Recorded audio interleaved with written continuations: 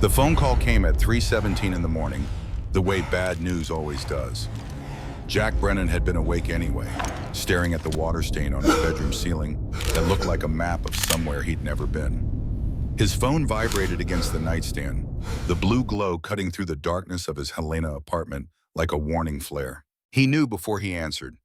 You spend 58 years on this earth, you develop an instinct for the calls that change everything. The voice on the other end belonged to Linda Morrison, the night nurse at Ponderosa Care Facility. Her words came careful and practiced, the way they teach medical professionals to deliver death. William Brennan, 82 years old, had passed quietly in his sleep at 2:43 that morning. No pain, she assured him. Peaceful, she said. The lies we tell ourselves about death. Jack thanked her, the words automatic and hollow. He sat on the edge of his bed in boxer shorts and a faded Copper Ridge Mine t-shirt from 1997. The fabric so thin you could see through it in daylight. The room felt smaller, suddenly, the walls pressing in. He reached for the pack of cigarettes on his nightstand, then stopped himself. The doctor had been clear about that. Stage 2 silicosis, they called it. 30 years of breathing rock dust had turned his lungs into something closer to concrete than tissue. His father was dead. Big Bill Brennan, the legend of Copper Ridge Mine, the foreman who'd saved 11 men in the collapse of 1987, the man who could read a mountain like other men read newspapers. Gone at 82, which should have felt like a full life, but somehow didn't. Jack stood and moved to the window. Helena spread below him, streetlights creating pools of amber in the pre-dawn darkness. Somewhere out there, 3 hours south, lay Copper Ridge, the town he'd fled 15 years ago. The town that had fed 3 generations of Brennans and taken something from each of them in return. He hadn't spoken to his father in 8 months. Their last conversation had been about medical bills and Medicare gaps, and the indignity of dying broke after a lifetime of hard work. They'd argued, voices raised, about nothing and everything. Now there would be no more conversations, no more arguments, just silence and whatever his father had left behind. Jack pulled on jeans and a flannel shirt, moving with the careful deliberation of a man whose body reminded him daily of its decline. The silicosis had started as a cough 3 years ago. Now it was shortness of breath, chest tightness, the feeling of drowning in dry land. The doctors had been brutally honest during his last appointment. 2 years if he was lucky and avoided stress. 18 months more likely given the progression rate. Maybe only 12 months if the scarring continued accelerating. The disease didn't care about hope or plans. It just consumed lung tissue until there wasn't enough left to sustain life. He packed a duffel bag with clothes for a week, though he planned to stay maybe 3 days. Long enough for the funeral, the burial, the obligatory conversations with people who remembered him as Big Bill's boy. Then back to Helena, back to his job as a safety inspector for the Montana Mining Association. The irony wasn't lost on him. He spent his days making sure mines didn't kill workers the way they were slowly killing him. The drive south took him through country that looked carved by an angry god. Montana in early March meant snow still clinging to the high peaks, rivers running fast and dark with meltwater. Forest Service roads closed behind gates until late May. Jack drove his 2012 Ford F-250, the truck's heater fighting a losing battle against the cold seeping through worn door seals. He stopped once for gas and coffee at a place outside Boulder. The woman behind the counter was maybe 30, with tired eyes and a name tag that said Brenda.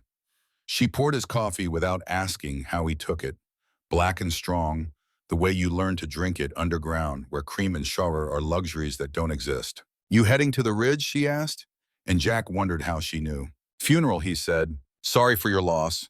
She handed him the coffee and waved away his money. On the house. Anyone heading to the ridge for a funeral these days has earned it. Jack didn't ask what she meant. He knew. Copper Ridge was dying the way small mining towns die, slow and inevitable. When the ore runs out or the company pulls out or the regulations get too expensive, the town just bleeds population until there's nothing left but boarded windows and memories. He drove on as dawn broke over the Rockies, lights spilling across the peaks like molten gold. It was the kind of morning his wife Claire would have loved. She'd been a Colorado girl, raised in the mountains, comfortable with altitude and isolation in ways city people never understood. They'd met at a mining safety conference in Denver, of all places. She was there representing environmental concerns. He was there representing management. They should have been adversaries. Instead, they'd talked for 4 hours over bad conference coffee, finding common ground in their shared understanding that mountains demanded respect. They'd married 8 months later in a ceremony so small it barely counted. Just them, a judge, and 2 witnesses pulled from the courthouse hallway. That was 22 years ago. She'd been dead for 3. Car accident on Highway 287, black ice and bad timing. She'd been driving to the mine to bring him dinner because he'd missed lunch and wouldn't leave for supper. The state trooper who came to tell him had been young, maybe 25, and he'd cried almost as hard as Jack did. Their son Luke had been 25 then too. Army Ranger, 2 tours in Afghanistan, home on leave when his mother died. He'd stood at her funeral with the rigid bearing of a man trained to endure, and he'd looked at Jack with something that might have been blame or might have been grief so profound it looked like anger. They hadn't spoken much since. Luke had gone back to the Army, finished his enlistment, moved to Seattle to do construction, as far away from Montana and mining and his father as geography allowed. Jack thought about calling him, letting him know his grandfather had passed. But it was 6:30 in the morning, and they hadn't spoken in almost 2 years, and he didn't know what words could cross that distance. The town of Copper Ridge appeared around a curve in the highway, like a memory made solid. Population 2,300, the sign said, though Jack suspected that number was optimistic by at least 500. The main street looked smaller than he remembered, the way childhood places always do. Sullivan's Hardware still stood on the corner, but the feed store next to it had closed. Murphy's Bar looked the same, neon beer signs glowing even this early, because bars in mining towns keep optimistic hours. Jack drove past the high school where he'd played mediocre football, past the church where he'd married Claire, past the cemetery where she now rested under a simple granite stone. He didn't stop. He kept driving until the town fell away and the road turned to gravel, and he reached the place he'd been avoiding for 15 years. The Brennan property sat on 20 acres of scrub pine and rocky soil 5 miles outside town. His great-grandfather had bought it in 1942 for $300. The cabin his grandfather had built in 1968 squatted among the trees, a structure more stubborn than beautiful. Log construction, tin roof, a porch that sagged in the middle like a broken back. Jack parked next to an old GMC pickup that had belonged to his father. The truck's paint faded to a color that might once have been red. He sat for a moment, engine ticking as it cooled, looking at the place that held every good memory of his childhood and quite a few bad ones. The door was unlocked. It had never been locked, not in Jack's memory. His father used to say that anyone desperate enough to steal from a retired miner deserved whatever they could carry. Inside, the cabin smelled of wood smoke and coffee and the particular must that accumulates in places where old men live alone. The main room served as kitchen, dining area, and living room. A wood stove dominated one corner, cold now, ash from the last fire still in the grate. His father's recliner faced a television that looked older than most voting adults. Newspapers and magazines covered every surface, mining journals and National Geographic and TV Guide from 3 years ago. Jack moved through the space like an archaeologist examining a dig site. Coffee cups in the sink, mail piled on the counter, mostly bills and circulars. A calendar on the wall showed February, not March, as if his father had stopped caring enough to turn the page. The bedroom was Spartan. A double bed with military corners, a dresser, a closet containing maybe 15 items of clothing total. His father had been a man of simple needs. Work boots, worn to leather softness, flannel shirts in red and blue plaid, 2 pairs of jeans, 1 suit, black and ancient, probably last worn to Claire's funeral. On the nightstand, Jack found what he was looking for without knowing he'd been searching. A letter addressed to him in his father's careful handwriting. The envelope was sealed but worn at the edges, as if it had been handled many times before being left here. Jack stared at it for a long moment. Then he slipped it into his jacket pocket, unopened. Some things required better lighting, stronger coffee, more courage than he could summon at 7 in the morning. The funeral was scheduled for 2 that afternoon at Copper Ridge Community Church. Jack had 5 hours to kill in a town where he knew everyone and wanted to talk to no one. He drove back to town and parked near Murphy's Bar, which had been a second home to 3 generations of Brennan men. The interior was exactly as he remembered. Dark wood, Darker lighting, the smell of beer and fried food, and the particular cologne of men who work with their hands. It was too early for the lunch crowd, just a handful of regulars who'd started drinking the moment they woke up or never stopped from the night before. Ray Callahan sat at the far end of the bar, hunched over a glass of something amber. Ray had been his father's best friend for 40 years, worked as the mine's explosives expert until retirement took him 5 years back. He'd aged badly, Jack saw. Face like weathered stone, hands that trembled slightly as they lifted the glass. Jack slid onto the stool beside him. The bartender, someone Jack didn't recognize, brought him a beer without being asked. Ray didn't look up. Knew you'd come back. Not much choice. Never is with family. Ray's voice carried the rough texture of a man who'd smoked 2 packs a day for 5 decades. He finally turned his head, eyes roomy but sharp. You look like hell, Jack. Genetic, apparently. Ray almost smiled. Your old man went peaceful, at least that's what they tell me. Were you there? Something flickered across Ray's face, gone too quick to read. Visited him that afternoon. He was sleeping, mostly, but he woke up for a minute, seemed like he wanted to say something. Jack waited. He said your name. Ray finished his drink and signaled for another. Said, tell Jack to look in the storage unit. Number 47, said it was important. Jack felt something shift in his chest, pressure or premonition. Storage unit? Over by the old rail yard. Public storage, they call it. Your daddy's been renting it for years. Never told you? He never told me much. Ray received his fresh drink and cradled it like communion. Maybe he had his reasons. Maybe there's things a man don't want to talk about until he can't anymore. They sat in silence for a while, the comfortable quiet of men who understood that words weren't always necessary. The bar's television played morning news with the sound off, images of politicians and weather maps, and the kind of national concerns that felt very far away from Copper Ridge. I should have visited him more, Jack said finally. Shoulds don't fix anything. Ray's tone wasn't unkind. You made your choices. He made his. World keeps turning regardless. He was my father, and you were his son. Ray turned to look at him directly. But you were also a man with a wife who died and a boy who stopped calling and lungs that are filling up with rock dust because you spent 30 years doing exactly what your daddy did. Bill understood why you stayed away.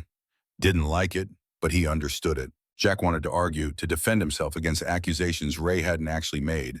Instead, he finished his beer and stood. The funeral's at 2. I'll be there. Ray lifted his glass. Most of the town will be. Bill Brennan was a legend around here. The man who saved 11 miners in '87. Hell of a legacy. Jack left $20 on the bar and walked back into daylight that felt too bright after the bar's comfortable dimness. He stood on the sidewalk watching Copper Ridge go about its morning. A few cars passed. An old woman walked a small dog. The hardware store's door chimed as someone entered. This was the town that had shaped him, fed him, sent him to college on mine scholarship money. It had given his family 3 generations of steady work. And in return, it had taken his grandfather's back, his father's last 30 years, and was in the process of taking Jack's lungs. He got in his truck and drove to the storage facility, a collection of rust-orange units behind chain-link fence near the abandoned rail yard where trains used to load. The office was closed, but Jack had his father's keys, had carried them in his truck for years, never quite sure why he kept them. Unit 47 was at the back, one of the larger sizes. Jack unlocked the padlock and rolled up the metal door. Inside, darkness gave way slowly to morning light filtering through the crack he'd created. The unit was full, not packed, but deliberately organized in a way that suggested purpose rather than just storage.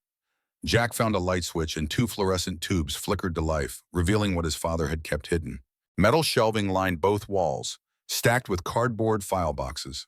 Mining equipment filled one corner, hard hats and headlamps and coils of rope that looked military grade.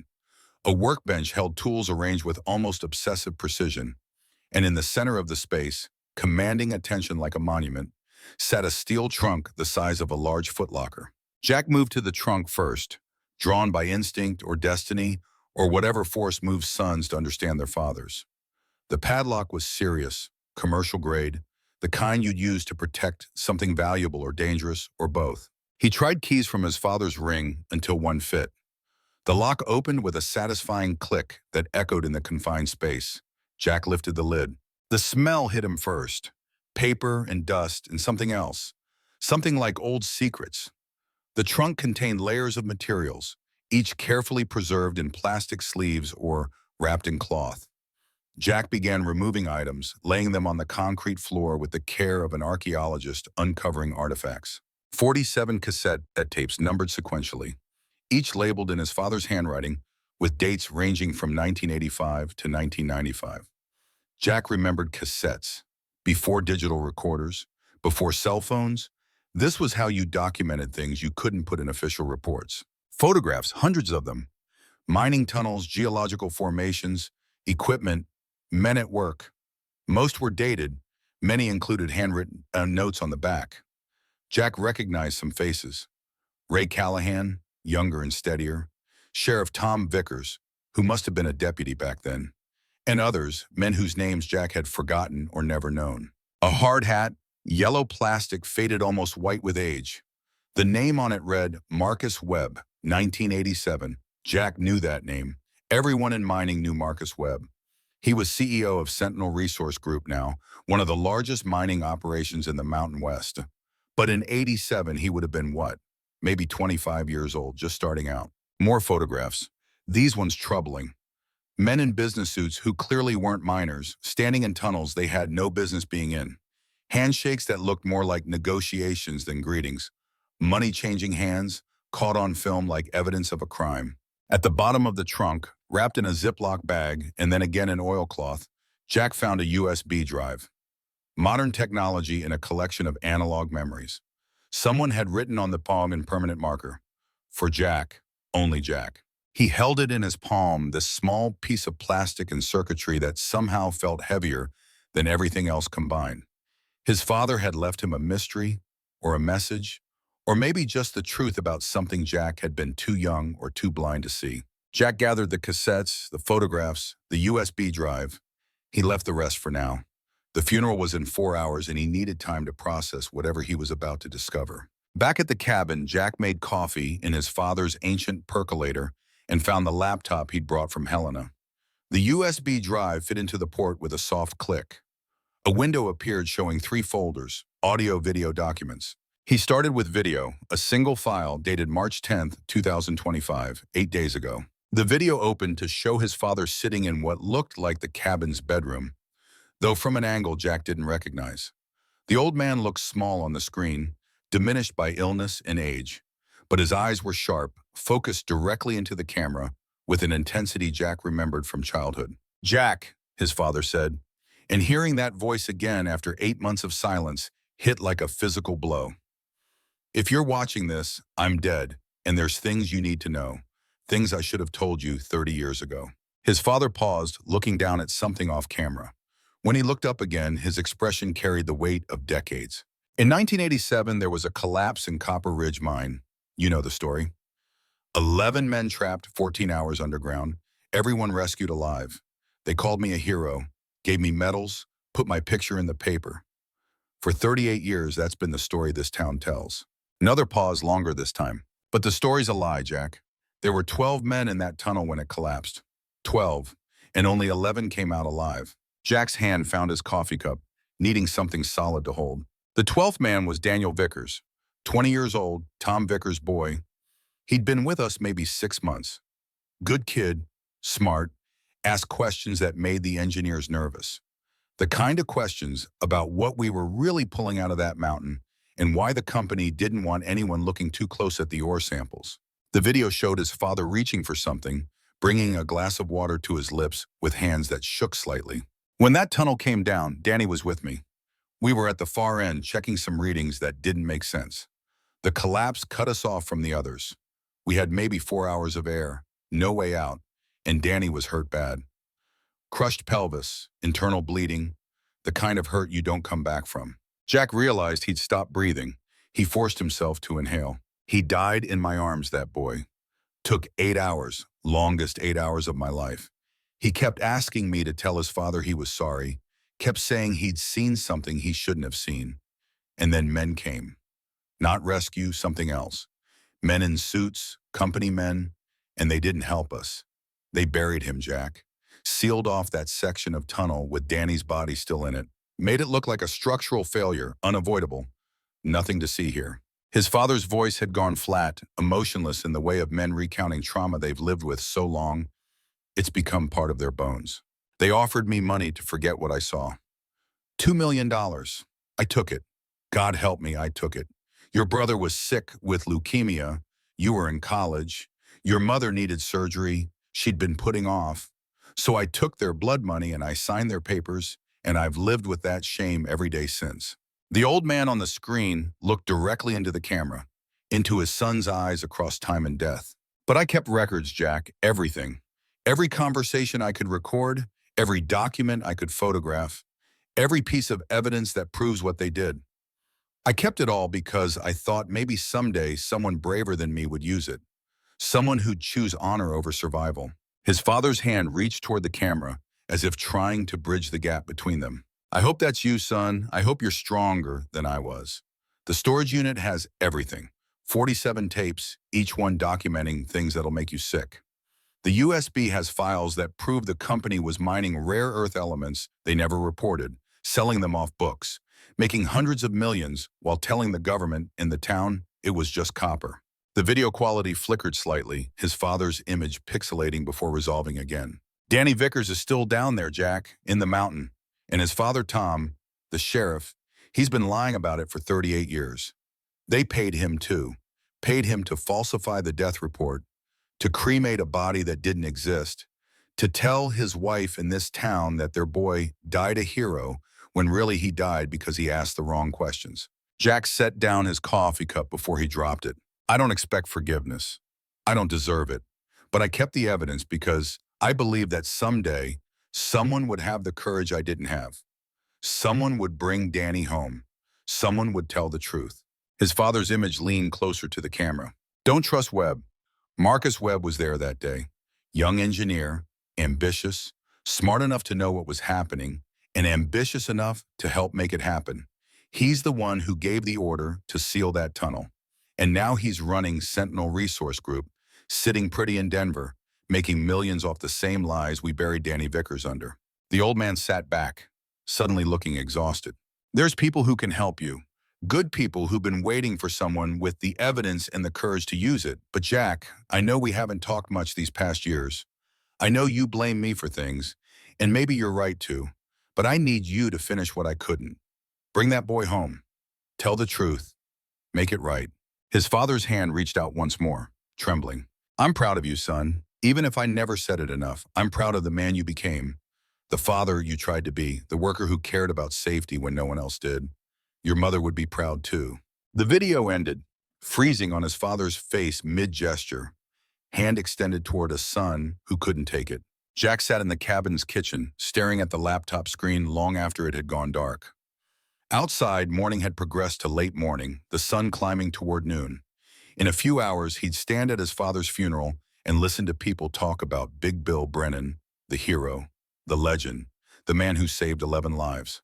And only Jack would know the truth, that his father had saved 11 but couldn't save the 12th, that he'd taken blood money and lived with guilt that probably killed him slower than any cancer or heart disease could have managed, that somewhere under Copper Ridge Mountain, in tunnels Jack had walked 1,000 times in his youth, lay the bones of Danny Vickers, 20 years old, dead for asking questions. Jack opened the documents folder on the USB drive. Excel spreadsheets, PDFs of geological surveys, scanned images of financial transactions, years of evidence, meticulously organized. His father might have been a coward, might have taken the money, but he'd been a thorough coward. He'd documented everything. One file caught Jack's attention. Worker deaths 1985 to 1995 TXT. He opened it. 23 names, 23 miners who died at Copper Ridge during that decade. The official record, Jack knew, listed 11. His father had documented 12 that were never reported, including Daniel Vickers. 12 families who were told their sons or fathers or brothers had quit and moved away, or been fired, or just disappeared the way troubled men sometimes did. 12 murders covered up with paperwork and money, and the kind of institutional corruption that works because nobody wants to believe it's possible. Jack's phone rang, jerking him back to the present. He didn't recognize the number but answered anyway. Mr. Brennan? The voice was professional, careful. This is Angela Torres from the Denver Post. I'm working on a story about worker safety violations in Montana mining operations. I understand your father recently passed away, and I wanted to express my condolences. I also wanted to ask if you'd be willing to talk to me about his work at Copper Ridge Mine. Jack's first instinct was to hang up, but something in the woman's tone, a carefully contained intensity, made him pause. How did you get my number? I've been investigating Sentinel Resource Group for 18 months. Your father's name came up multiple times in my research. I reached out to him 3 months ago, and he told me that when the time came, I should contact you. Did he tell you why? He said you were the only one he trusted to finish what he started. Mr. Brennan, I know about Danny Vickers. Not everything, but enough to know the official story is wrong. If you're willing to talk, I think we can help each other. Jack looked at the laptop screen, at his father's frozen image, hand reaching out across death toward a future he wouldn't see.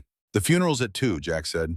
After that, we'll talk. He ended the call and sat for a moment in the cabin that smelled of his father and coffee and secrets too long kept. Outside, ravens called to each other in the pine trees. The wind picked up, carrying the scent of coming weather. In Montana, March meant snow was always possible.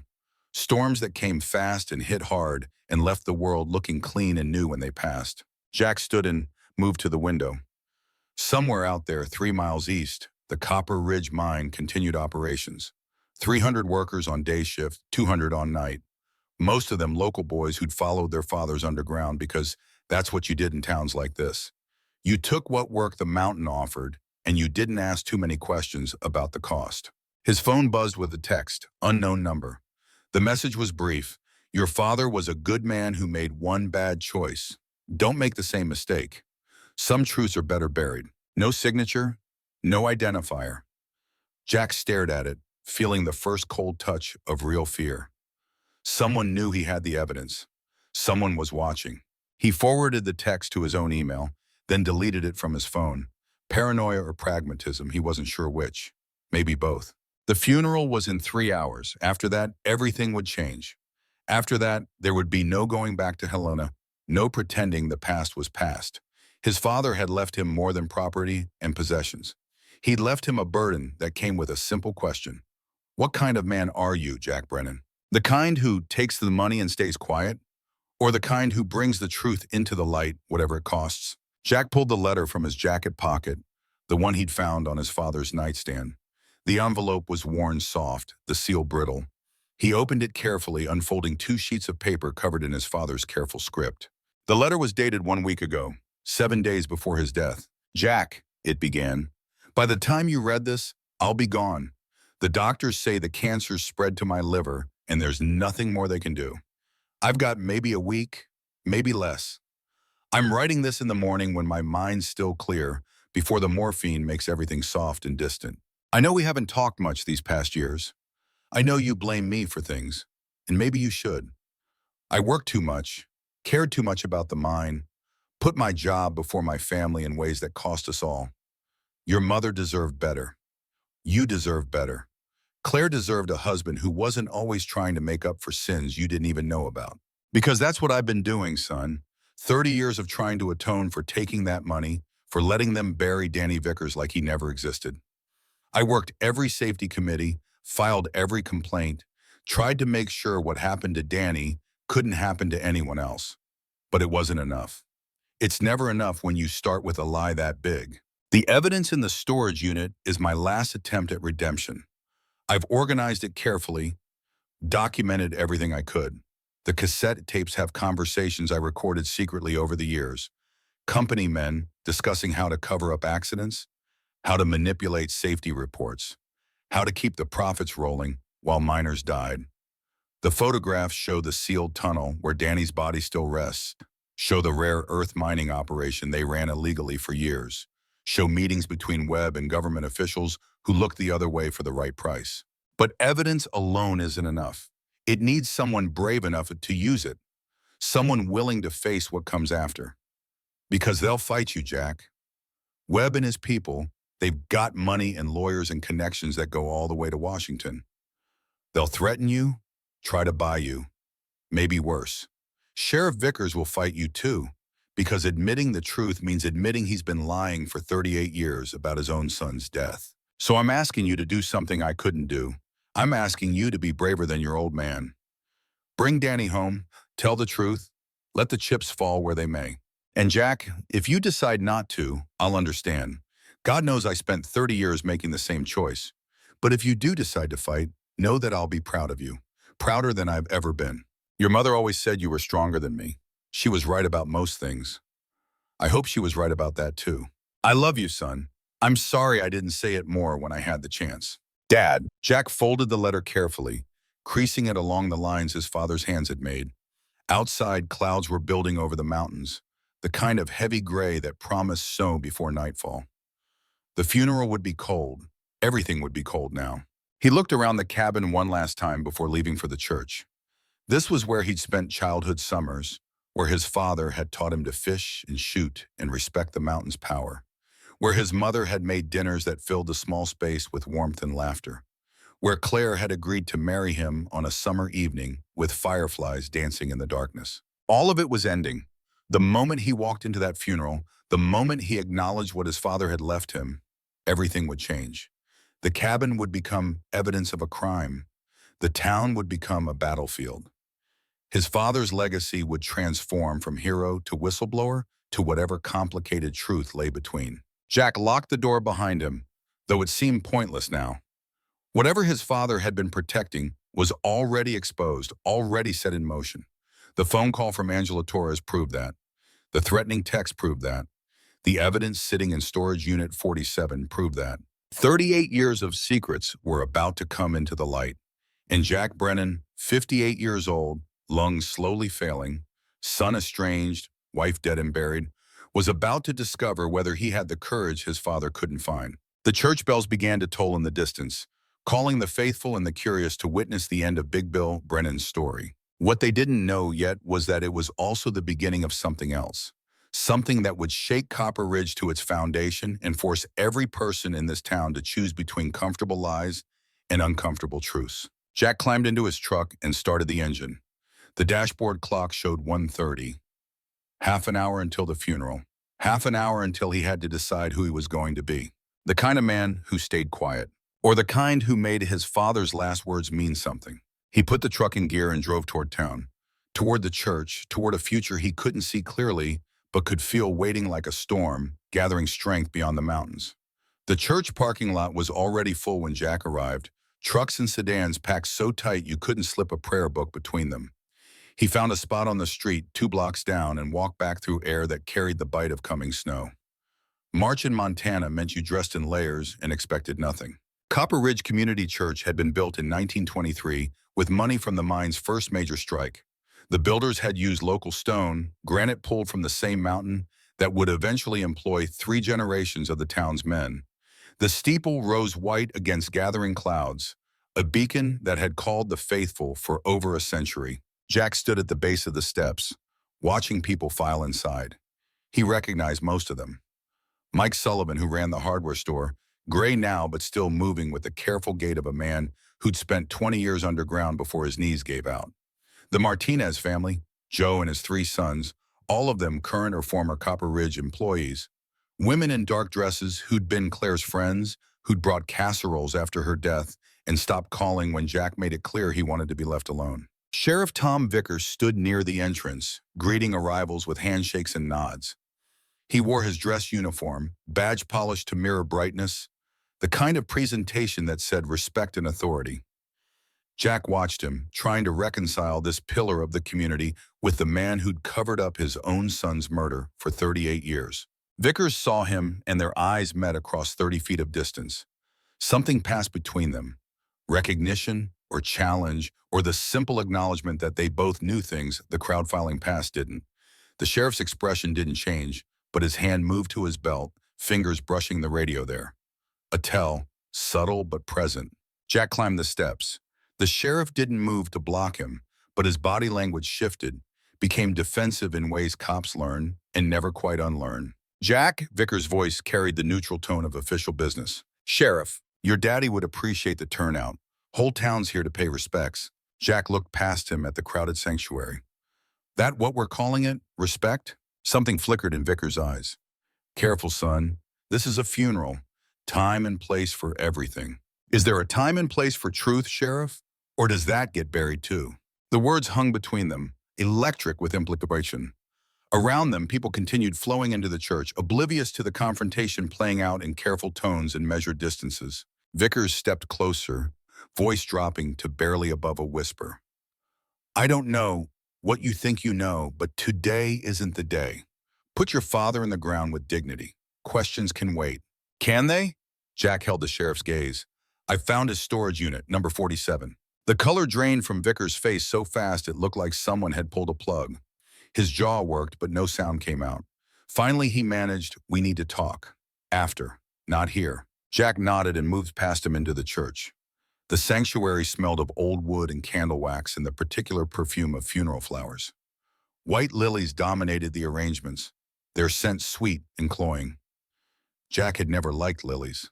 They smelled like death pretending to be beautiful. The casket sat at the front, closed. His father had specified that in the will. No viewing, no open casket, no chance for people to see what cancer and age had done to the legend of Big Bill Brennan. The wood was simple pine, locally sourced, exactly what the old man would have wanted. No fancy mahogany or bronze handles or any of the funeral home upgrades that cost extra and impressed nobody who mattered. Jack took a seat in the second row.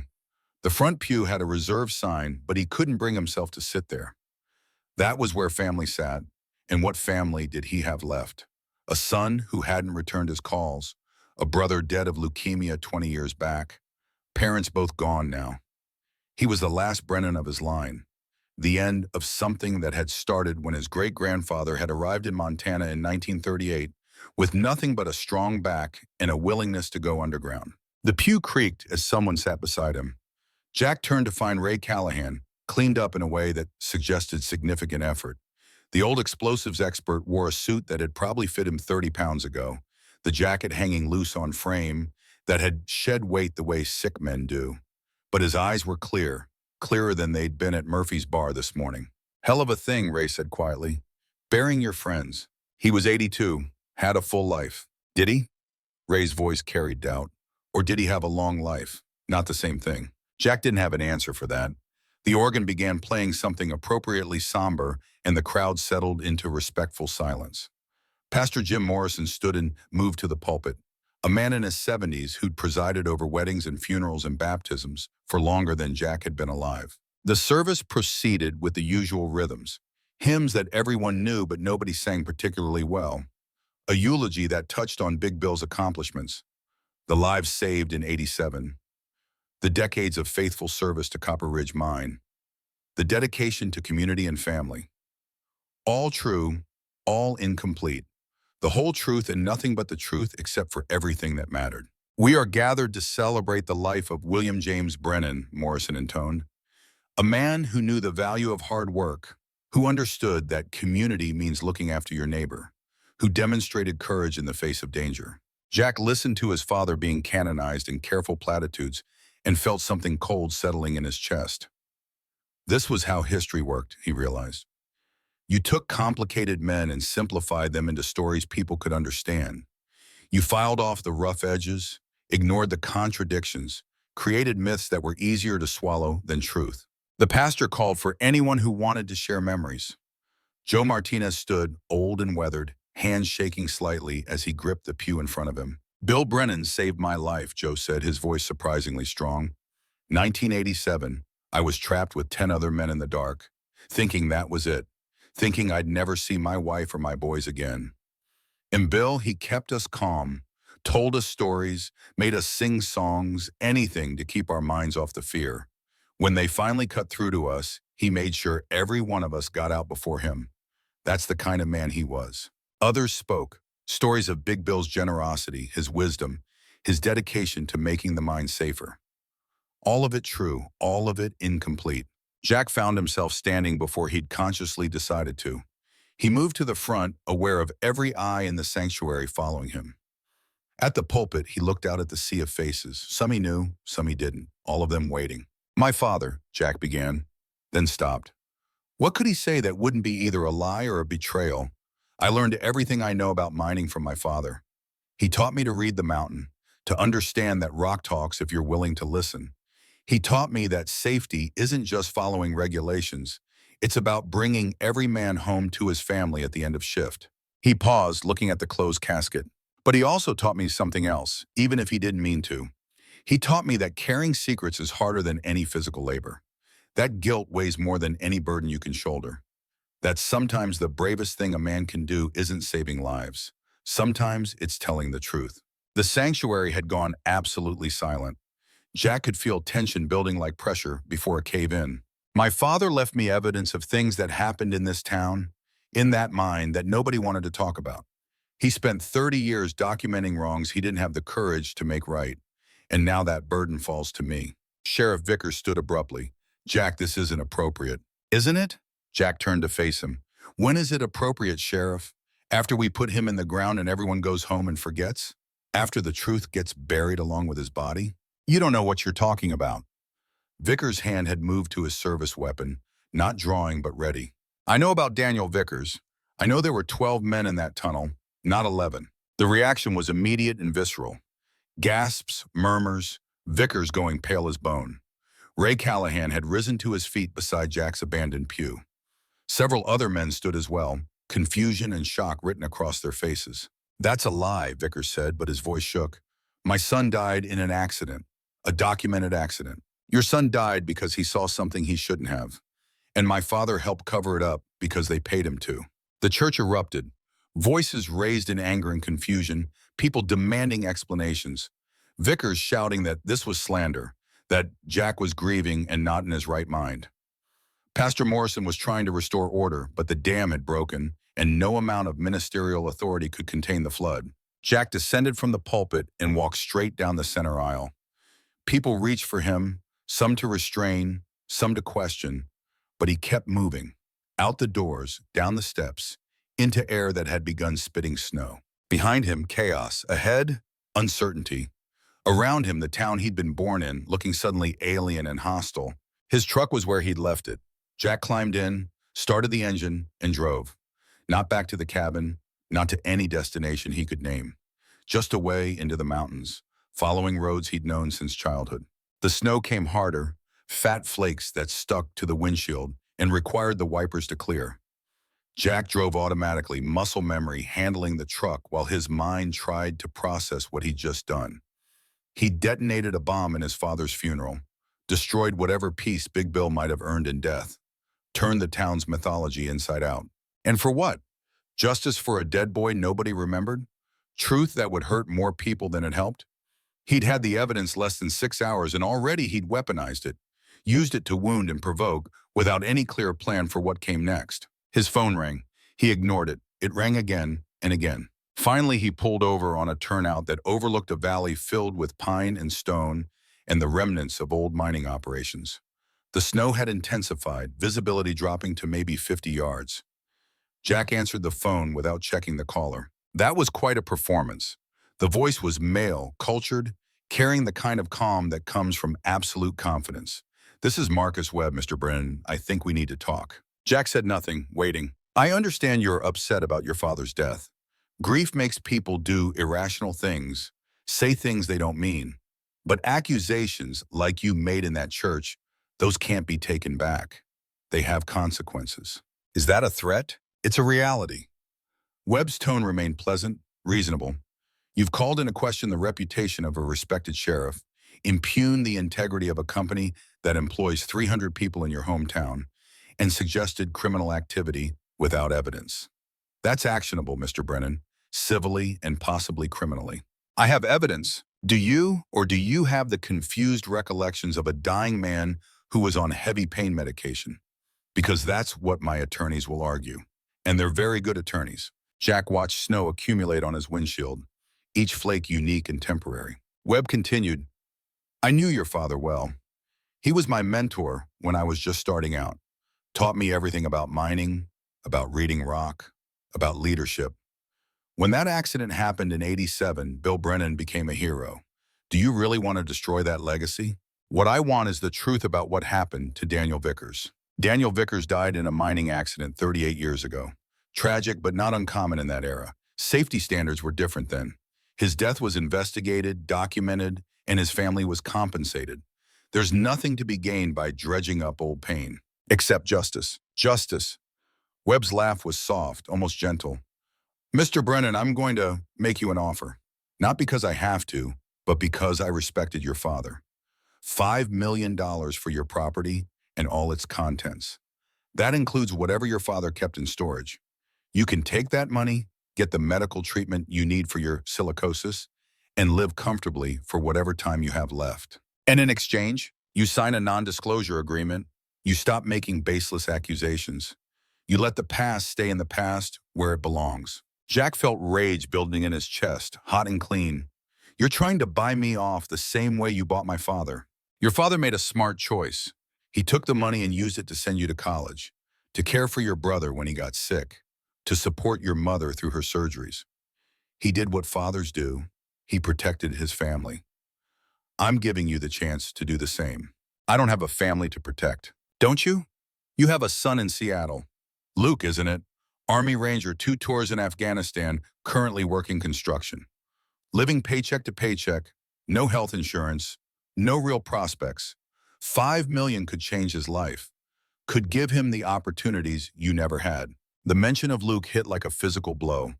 Stay away from my son. I'm not threatening anyone, Mr. Brennan. I'm simply pointing out that your choices affect more than just you. Think about what your father would want. He spent 30 years keeping quiet to protect his family. Honor that sacrifice. Take the deal. The line went dead. Jack sat in his truck, watching snow bury the valley in white. Webb's offer was seductive in its simplicity. $5 million would erase every financial worry, fund treatment that might add years to his life. Provide security for Luke whether his son wanted it or not. All he had to do was betray everything his father had spent 3 decades documenting. Movement in his rearview mirror caught his attention. A vehicle had pulled up behind him, a black SUV with tinted windows that screamed corporate or government. Jack's hand moved to the glove box where he kept a Glock 19, a habit from years of working remote mine sites where wildlife and desperate men posed equal threats. The SUV's door opened and a man stepped out. Not security, not a thug. A woman, actually, maybe 45, wearing practical outdoor gear and carrying herself with the confidence of someone who knew exactly what she was doing. She approached Jack's window and tapped on the glass. He lowered it 2 inches. Mr. Brennan, I'm Angela Torres. We spoke on the phone this morning. I think we got disconnected before we could finish our conversation. Jack studied her. Dark hair pulled back in a practical ponytail, intelligent eyes, no makeup. The kind of woman who valued function over form. A professional. I'm not in the mood for an interview. I'm not looking for an interview. I'm looking for an ally. She glanced back at her SUV. Can we talk somewhere less exposed? I've got coffee and I promise I'm not here to threaten you or buy you off. Against his better judgment, Jack nodded toward the passenger seat. She moved quickly, brushing snow from her jacket before climbing in. The interior of the truck immediately felt smaller, crowded with the presence of a stranger. Angela Torres pulled out a thermos and 2 cups. She poured coffee that smelled real and strong and handed him one. Jack took it, wrapping cold hands around warmth. That was brave what you did in the church. Also incredibly stupid. I've been told. Marcus Webb called you already, didn't he? Offered you money to shut up? How did you know? Because that's what he does. It's his playbook. Identify threats, assess their vulnerabilities, make offers calibrated to exploit those weaknesses. He's very good at it. Jack sipped the coffee. It was excellent. You said you've been investigating Sentinel for 18 months. What have you found? Torres pulled out a tablet and swiped through files. 14 worker deaths at Copper Ridge Mine in the past 10 years. The national average for comparable operations is maybe 4. Safety violations that get reported then mysteriously dismissed. Geological surveys that don't match the company's public filings. Financial irregularities, suggesting they're extracting and selling materials they've never declared. Rare earth elements. Torres looked up sharply. You know about that? My father documented it. Years of evidence showing they were mining REE off the books, selling to China and other buyers, avoiding royalty payments and environmental regulations. That's worth hundreds of millions. Torres's fingers moved across her tablet. If we can prove that, it's not just corporate malfeasance. It's theft on a massive scale, environmental crimes, fraud. The kind of thing that brings down entire companies. My father tried to prove it for 30 years. Nobody listened. Maybe because he was trying to do it alone. Torres met his eyes. I have resources, Mr. Brennan. The Denver Post has deep pockets and legal backing. I have contacts at the EPA, at MSHA, at the Justice Department. What I don't have is evidence. Your father's documentation could be the key to breaking this open. In exchange for what? In exchange for justice. For making sure Daniel Vickers didn't die for nothing. For stopping Sentinel from killing any more miners who get too curious. Jack wanted to believe her. Wanted to think that truth and justice were more than abstractions. That evidence mattered. That one reporter and one dying man with his dead father's secrets could actually make a difference. But he'd lived too long and seen too much to be naive. What happens when Webb's lawyers tear apart my father's evidence as hearsay? When they argue he was senile or vindictive or confused by medication? Then we corroborate it. We find other witnesses, other evidence, other documentation. We build a case so strong even Sentinel's lawyers can't dismiss it. There's another witness, Ray Callahan. He was there in '87, worked with my father for 40 years. He knows things. Is he credible? Jack thought about Ray's trembling hands and watery eyes and the dementia that came and went like weather. He's sick. Early-stage dementia. Some days he's sharp, other days he can barely remember his own name. We work with what we have. Torres's pragmatism was oddly reassuring. What about the sheriff, Tom Vickers? He's been covering this up for 38 years. He's not going to suddenly grow a conscience. Torres smiled, sharp and knowing. Maybe not a conscience, but everyone has pressure points. Everyone wants something or fears something. We find his leverage and we use it. Jack finished his coffee and stared out at the snow-obscured landscape. This is going to destroy the town. Sentinel employs half the people in Copper Ridge. When this comes out, the mine will close, jobs will disappear, families will be ruined. They're being ruined already. Torres' voice went hard. 14 dead miners in 10 years, Mr. Brennan. 14 families who got settlements and condolences instead of answers. How many more before you decide that's too high a price for economic stability? She was right. Jack knew she was right.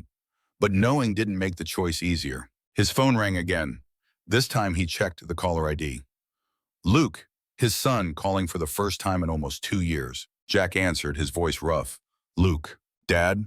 The single word carried years of distance and complication. I heard about Grandpa. I'm sorry. You coming to the funeral? There was a pause long enough to hurt. Can't get away from work. But I wanted to. I wanted to tell you I'm sorry. For not calling more. For leaving you alone after Mom died. You had your reasons. Not good ones. Luke's voice cracked slightly. I've been thinking about things. About how short life is. How fast people disappear. I don't want us to end like you and Grandpa did. Years of silence and regret. Jack felt something breaking in his chest. Ice that had been frozen for 3 years suddenly developing cracks. There's things happening, Luke. Things with your grandfather's estate. Complicated things. I might need your help. What kind of help? The kind that could be dangerous. The kind that will make enemies and cost us both more than we want to pay. Another pause, then. I'm Army Ranger, Dad. Dangerous is what I do, or did. When do you need me? Jack looked at Angela Torres, who was watching him with the intensity of someone who recognized a pivot point when she saw one. How fast can you get to Montana? I can be there by tomorrow night. Just tell me what's happening. Jack took a breath. Your grandfather left me evidence of a murder that was covered up 38 years ago. And the people responsible are still in power, still dangerous, and they've already threatened us. Us? Webb mentioned you by name, offered me $5 million to keep quiet, used you as leverage. The silence on the other end of the line was absolute. Then Luke's voice came back, transformed from conciliatory to something harder, colder, familiar from the son who'd gone to war and came back changed. Give me the address. I'll be there tomorrow. After he hung up, Jack turned to Torres. I'm in. Whatever it takes, however long it takes. We bring down Sentinel, we bring Daniel Vickers home, and we make sure everyone knows the truth. Torres extended her hand. They shook. A contract sealed in a truck on a mountain road while snow buried the world in white. Now we need a plan, she said. Webb will be moving already. He'll be shoring up his defenses, making calls to his political connections, preparing his counterattack. We need to move faster. First, we need to secure the evidence, all of it. My father's storage unit, his cabin, everything. Copy it, back it up, make sure it can't be destroyed or seized. I have encrypted cloud storage. We can upload everything tonight. Second, we need Ray Callahan on record. Video testimony before his dementia gets worse. I can do that. Torres made notes on her tablet. What else? We need to find that tunnel. The one where Danny Vickers is buried. Physical evidence trumps everything else. Torres looked up, concern crossing her face. That's dangerous. If Sentinel suspects you're trying to access sealed sections of the mine, they'll stop you, violently if necessary. I spent 30 years in those tunnels. I know ways in that don't go through official access points. But you also have silicosis. Can your lungs handle going underground? Jack thought about the tightness in his chest, the shortness of breath that came with any exertion, the reality that every day brought him closer to respiratory failure. They'll have to. His phone buzzed with the unknown number again. The message was simple and terrifying. Your son lands at Missoula Airport tomorrow at 6:15 p.m. United Flight 2247. Be a shame if something happened to him. Jack showed the text to Torres. Her expression went grim. They're escalating. That's either a sign of desperation or confidence. Either way, it means we're on the clock. Jack forwarded the text to Luke with a warning, then deleted it from his phone. The paranoia was setting in, the awareness that every communication was potentially monitored, every movement potentially watched. We need somewhere secure to work, somewhere they can't reach us. Torres thought for a moment. I have a friend who owns a cabin about 40 miles from here. Off-grid, no cell service, no internet. We could set up there, organize the evidence, prepare our strategy. How soon can we access it? Tonight. She already offered when I told her what I was working on. Jack started his truck. Then let's move. Every minute we wait is a minute Webb uses to build his defenses. They drove in convoy, Torres following in her SUV as Jack led them deeper into the mountains. The snow continued falling, accumulation making the roads treacherous. But Jack drove with the confidence of someone who knew these roads in all weather, who'd navigated them drunk and exhausted and in conditions that would terrify lowlanders. The cabin appeared after 90 minutes of winding mountain roads, a structure that looked abandoned until you noticed the solar panels in the satellite dish disguised as forest debris. Torres's friend had clearly valued privacy and preparation in equal measure. Inside, the cabin was surprisingly well equipped. Generator power, a wood stove for heat, shelving units perfect for organizing evidence. Jack and Torres spent the next 4 hours methodically cataloging every item from his father's storage unit. The cassette tapes were the most damning. Jack played them one by one, his father's voice filling the cabin with testimony that grew more devastating with each recording. Conversations recorded secretly, company executives discussing how to minimize payouts to injured workers, how to falsify safety reports, how to deal with inspectors who asked too many questions. One tape dated April 1994 contained the smoking gun. Big Bill had recorded a conversation between Marcus Webb and 2 other men, discussing the REE deposits and how to extract them without government knowledge. The ore is richer than anything we projected, Webb's younger voice said. We're talking about a deposit worth potentially $800 million, maybe more. But we can't file the proper permits without triggering environmental reviews that would shut us down. So we mine it quietly, another voice responded. Small scale, off the books, sell to overseas buyers who don't ask questions. And the workers who notice, we transfer them to other sites. If that doesn't work, we make them understand that silence is worth more than speaking up. Jack stopped the tape. Torres was pale, her hands shaking slightly as she transcribed every word. That's conspiracy. That's enough to bring criminal charges, not just civil penalties. Keep listening, it gets worse. The next section of the tape contained discussion of Daniel Vickers specifically. The kid's been asking questions, making noise about discrepancies in the ore samples. We need to handle it before he goes to the feds. Handle it how? However it takes. The tape ended there, the conversation apparently moving out of range of wherever Big Bill had hidden his recording device. Torres sat back, looking stunned. Your father recorded them planning to silence a witness, potentially planning murder. And then Danny died in a convenient accident 3 months later. Jack felt sick. My father knew. He knew they were planning something and he couldn't stop it. Or he tried to warn Danny and the boy didn't listen. Or he was too afraid to risk his own career and family. Torres's voice was gentle. Your father wasn't a perfect hero, Mr. Brennan, but he documented everything. That counts for something. They worked through the night, organizing, digitizing, backing up. By dawn, they had created a comprehensive archive of Big Bill Brennan's 30-year investigation. Every tape transcribed, every photo scanned and cataloged, every document indexed and cross-referenced. Jack's phone rang at 6 a.m. He recognized Sheriff Vickers' number and answered on speaker so Torres could hear. "We need to talk, Jack. Face to face, no recordings, no lawyers. Just two men who both lost something to that goddamn mine." "Where?" "The cemetery, your father's grave, 1 hour." Jack looked at Torres, who nodded. "I'll be there." "Come alone. What I have to say, it's not for anyone else to hear." After hanging up, Torres pulled out her own recording equipment. "You're not going in there without backup. I'll stay out of sight, but I want everything on tape. He might have information we need, or he might have a bull with your name on it." Torres' expression was hard. A sheriff who covered up his own son's murder for 38 years isn't someone you trust with your safety. Jack couldn't argue with that logic. They drove back toward Copper Ridge. As the sun rose over the mountains, light turning snow covered peaks to gold and crimson. The cemetery sat on a hill overlooking the town, surrounded by pine forest. Big Bill's grave was fresh earth covered with flowers from yesterday's funeral that never happened. Sheriff Vickers was already there, standing beside the grave with his hat in his hands. He looked older in morning light, the lines in his face deeper, the weight of decades visible in his posture. Jack approached slowly, aware that Torres was positioned in the tree line with a telephoto camera and directional microphone, close enough to document, far enough to stay hidden. "Hell of a thing you did yesterday," Vickers said without preamble. "Destroying your father's funeral, accusing me in front of the whole town. You deserved worse." "Maybe I did." Vickers stared at the grave. "Maybe we both did, me and Bill. Two cowards who took money instead of standing up. So why am I here, Sheriff?" Vickers reached into his jacket and Jack tensed, hand moving toward his concealed weapon. But what the sheriff pulled out was a folded document, yellow with age. "This is Danny's death certificate. The real one before I falsified it. Shows blunt force trauma to the head, crushed pelvis, internal bleeding. Shows he died over a period of hours, not instantly like the official report claimed." "Why are you showing me this?" "Because I'm tired, Jack. I'm 67 years old and I've spent 38 years lying to my wife about how our boy died.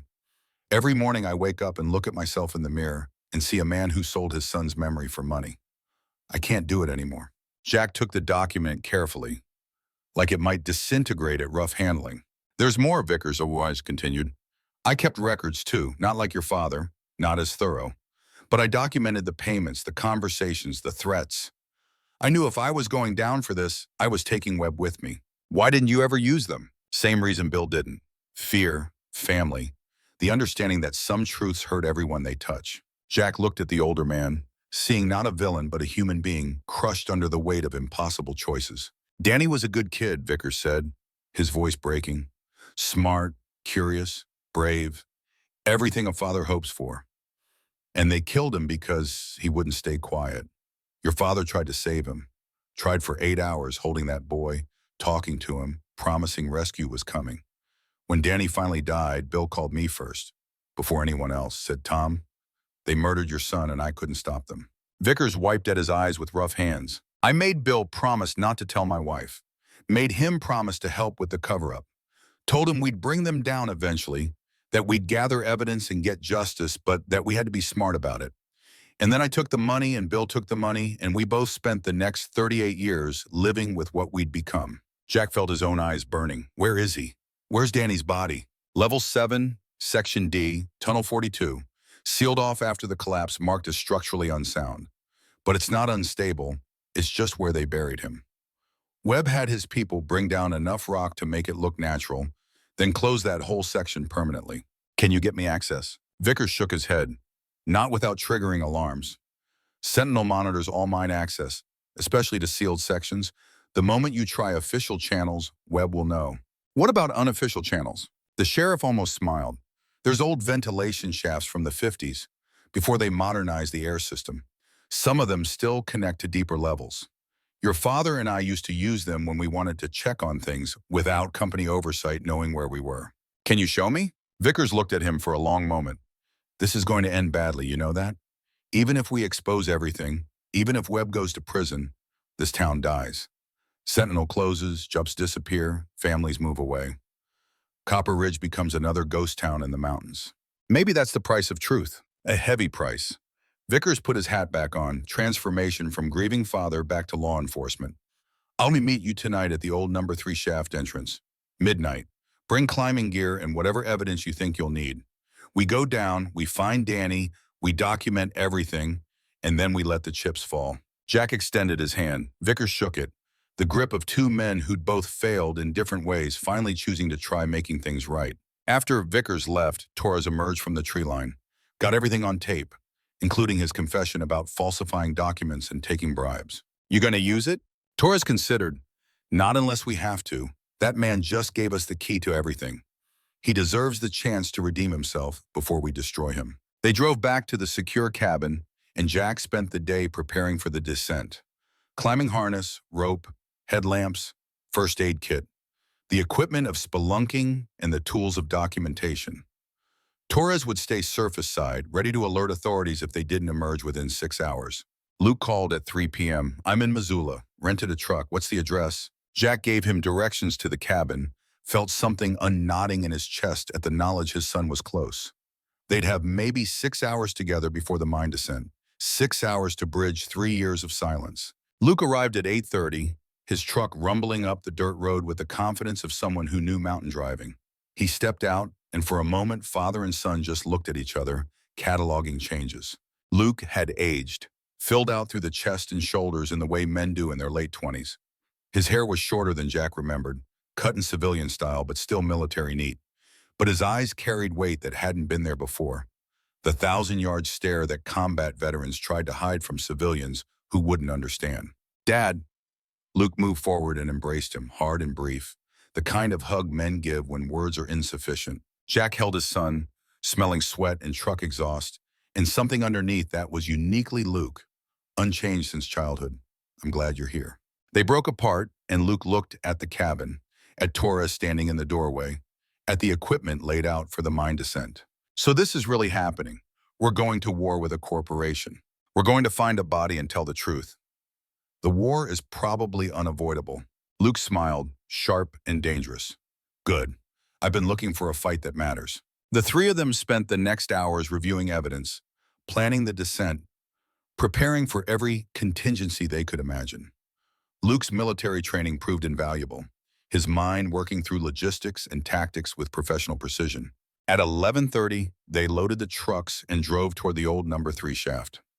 The night was clear and cold, stars sharp overhead, the kind of sky you only get in mountains far from city lights. Vickers was waiting at the abandoned mine entrance, a hole in the ground surrounded by rusted chain-link fence and warning signs that nobody had heeded in decades. He'd brought additional equipment, including electronic sensors that would detect gas buildups or oxygen depletion. This is your son? Vickers asked, studying Luke. Army Ranger, 2 tours Afghanistan. The sheriff nodded approval. We'll need all the help we can get. What I didn't tell you this morning, Jack, is that Webb's people know about this shaft. They've been monitoring it with motion sensors. We go in, they'll know within minutes. Then we need to move fast, Luke said. How deep is the descent? 700 feet vertical, then maybe a mile horizontal to reach the sealed section. Time estimate? 90 minutes down, 2 hours to extract the body, 90 minutes back up. Call it 5 hours total. Torres checked her equipment. I'll have satellite phone ready. You get in trouble, you call. I bring the cavalry. The cavalry being what? Luke asked. FBI, state police, every news outlet I can contact. We flood this place with witnesses and make it impossible for Sentinel to cover up whatever happens down there. Jack pulled on his climbing harness, checked his rope connections, tested his headlamp. The familiar rituals of going underground performed thousands of times over 3 decades, but never with stakes this high. His lungs felt tight already, and they hadn't even started the descent. The silicosis made every breath a reminder of mortality, every exertion a negotiation between will and capability. Luke noticed. You sure you can do this, Dad? Your breathing sounds rough. I've got no choice. This is what your grandfather left me to finish. Then let's finish it. They descended into the mountain, into darkness absolute, into tunnels that had been carved by desperate men looking for copper and finding something far more valuable and far more dangerous. The temperature dropped as they went deeper, breath turning to fog in the light of their headlamps. Vickers led, moving with the confidence of someone who'd spent a lifetime underground. Luke followed, then Jack, each of them connected by rope in case of falls or sudden drops. The shaft was tight in places, requiring them to squeeze through gaps that felt like the mountain was trying to swallow them. At the 700-foot mark, they transitioned to horizontal tunnels, Old passages that smelled of stale air and rock dust in the particular decay of abandoned industrial spaces. Water dripped somewhere in the darkness, creating rhythms like distant drums. Jack's breathing grew labored, each inhale burning, each exhale insufficient. Luke noticed and slowed the pace without comment, giving his father time to recover between stretches of movement. They passed through sections of tunnel that showed evidence of previous mining, holes drilled for explosives, support timbers gray with age, rail tracks rusted to orange lacework. This was history written in stone and steel, the archaeology of American industry. Section D appeared after 90 minutes of descent and lateral movement. The tunnel here showed signs of collapse, rock piled in ways that looked almost natural until you examined them closely and saw the deliberate placement. The engineering that went into making murder looked like accident. "This is it," Vickers said quietly. "Behind this rockfall, Tunnel 42. Danny's in there." Luke pulled out a portable sonar device, military surplus designed for detecting objects through debris. He scanned the rockfall, reading the display with professional focus. "There's a cavity about 15 feet in, and there's definitely something solid in there, roughly human-sized." "Can we clear it?" Jack asked. Vickers pulled out small, shaped charges, the kind explosive experts use for precision work. "I can blow a hole big enough to crawl through, but the noise will definitely alert surface monitoring. We'll have maybe 30 minutes before Sentinel security arrives." Luke checked his watch. "Then we use those 30 minutes, plant the charges." Vickers worked quickly, placing explosives with the skill of 4 decades experience. They retreated 50 yards and he triggered the detonation. The blast was sharp and contained, rock fragmenting in controlled patterns that opened a gap in the rockfall. Dust filled the tunnel, making Jack's compromised lungs seize. He bent over, coughing, fighting for air that wouldn't come. Luke's hand on his back, steady and supportive, gave him something to focus on beyond the panic of suffocation. When the dust cleared, they had access to Tunnel 42. Jack went first, crawling through the gap into darkness that had been sealed for 38 years. His headlamp illuminated a space frozen in time, unchanged since the day they'd buried Daniel Vickers and the truth along with him. The body lay 20 feet in, still in mining gear, hard hat beside it, the skeleton remarkably preserved in the dry mountain air. Jack approached with reverence, aware that this was someone's son, someone's hope for the future, reduced to bones and tattered clothing. Luke followed, camera ready, documenting everything. Vickers came last, moving slowly as if approaching an altar or a grave or both. "Danny," the sheriff said softly. "Jesus, Danny, I'm sorry." They worked efficiently, photographing from every angle, taking samples, documenting the scene with forensic precision. The skeleton showed clear evidence of trauma, crushed pelvis visible even to untrained eyes, skull fracture that spoke of violent impact. Jack found something clutched in the skeletal fingers, a small waterproof notebook. He opened it carefully, aware that pages might disintegrate after decades. The writing inside was shaky, written by someone in pain or fear or both. The entries were dated, covering the 8 hours Danny had lived after the collapse. "Hour 1, they sealed us in. Bill says rescue is coming, but I heard them talking. They're not coming. They're leaving us to die. Hour 3, Bill keeps trying to dig us out. I told him to save his strength. My legs don't work anymore. I can't feel anything below my waist. Hour 5, Bill told me about the rare earth deposits, about how the company is mining them illegally. He said if I survive, I need to tell the truth. But I won't survive. I can feel it. Hour 7, I'm getting cold. Bill gave me his jacket, but it doesn't help. I asked him to tell my dad I'm sorry. Sorry I couldn't be brave enough to fight them. Sorry I couldn't stay alive long enough to make this right. Hour 8, I think I'm dying. Everything is getting dark and the pain is fading. Bill is still holding my hand. He promised he'd tell the truth about what happened here. I believe him. Tell everyone I tried." The entry ended there. Danny Vickers' final words written in growing weakness until the pen trailed off the page. Jack's hands shook holding the notebook. Luke photographed every page while Vickers stood frozen, staring at his son's remains with an expression beyond grief. "Time," Luke said quietly. "We've been down here 40 minutes. They prepared to extract the body, carefully placing remains into a bag Luke had brought. It felt wrong reducing a person to bones in a sack, but necessary. Evidence required preservation. Jack's chest had gone tight again, breathing shallow and painful. The exertion and dust were taking their toll, silicosis making every breath a battle. He leaned against the tunnel wall, trying to force air into lungs that felt like concrete. "Dad?" Luke's voice carried concern. "We need to get you out of here. Just need a minute." "We don't have a minute." Luke pulled out his phone, checking the signal booster they'd left at the shaft entrance. "Torres just texted. Sentinel Security left their office 15 minutes ago. They're heading this way. Then we move." Now, Vickers helped Jack stand, supporting him with surprising strength for a man his age. They made it back to the main tunnel before the lights appeared below them, flashlights and headlamps cutting through darkness like search beams. Voices echoed, distorted by stone walls but clearly urgent. "Faster," Luke urged. He'd taken the body bag, moving with the efficiency of someone trained to operate under pressure. Jack tried to keep pace, but his lungs were failing, each breath a ragged gasp that brought in less oxygen than his body demanded. His vision started to tunnel, darkness creeping in from the edges. He stumbled and would have fallen, but Luke caught him, wrapped an arm around his waist, half carried him forward.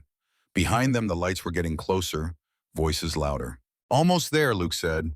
"Dad, stay with me, we're almost there." The rope appeared ahead, marking the vertical shaft that led to the surface. Vickers went first, climbing with practiced ease. Luke attached Jack to the safety line and signaled for Torres to pull him up. The ascent was agony, Jack's lungs screaming, consciousness fading in and out. But the mechanical winch Torres operated pulled him steadily upward, through 700 feet of darkness, towards stars and night air, and something that might have been redemption. He emerged into cold mountain night and collapsed onto rock, gasping like a fish drowning in air. Torres and medical equipment appeared, oxygen mask pressed to his face, bringing relief that felt almost spiritual. Luke emerged seconds later with the body bag. Then Vickers, moving fast. Behind them in the shaft, voices and lights growing closer. "Go," Vickers commanded.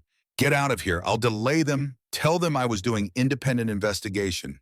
You get that body to authorities who aren't on Sentinel's payroll." "Sheriff," Luke began. "Go. I've been running for 38 years. Time I stood my ground." Jack wanted to argue but couldn't get enough air to speak. Luke made the decision for both of them, grabbing the body bag and helping Jack to the truck. Torres drove before the doors were even fully closed, tires spitting gravel as they raced down the mountain road. Behind them, the mine entrance lit up with flashlights and vehicle headlights. They could hear shouting, but the words were lost to distance and engine noise. Torres drove like she was being chased by devils, which wasn't far from the truth. Jack lay in the back seat, oxygen mask still on his face, watching stars through the window and thinking about Daniel Vickers, 20 years old, dying in darkness while writing an apology to a father who'd spend the next 38 years living a lie. They'd found the body. They had the evidence. Now came the harder part, making sure it meant something. The safe house sat 40 miles deeper into the mountains, a hunting cabin that belonged to Torres' sister-in-law, a woman who'd married into money and bought the property as a tax write-off before forgetting about it entirely.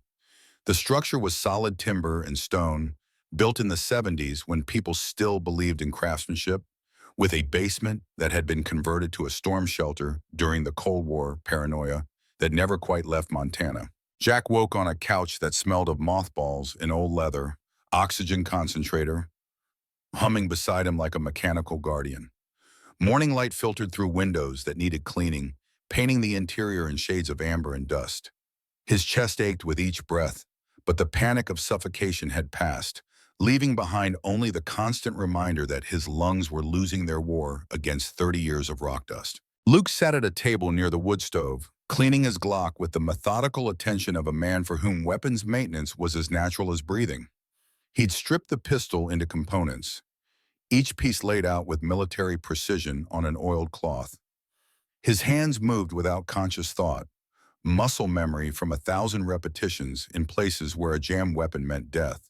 Torres was on her laptop, headphones in, transcribing the audio from last night's mine descent. Her fingers flew across the keyboard, pausing occasionally to replay sections of conversation, her expression growing grimmer with each revelation documented. The body bag sat in the corner of the room, a presence that changed everything simply by existing. Daniel Vickers, reduced to bones and tattered mining gear, silent testimony to a murder that had been covered up for 38 years. Physical evidence that couldn't be dismissed as confused recollection or vindictive lies. Jack pushed himself upright, fighting dizziness that came from too little oxygen and too much exertion. The oxygen concentrator's tubing had come loose during sleep, and he reconnected it, breathing deep of the processed air that kept him functional. "You need to eat something." Luke's voice carried the flat authority of someone used to being obeyed. Torres brought supplies: eggs, bacon, coffee that doesn't taste like motor oil.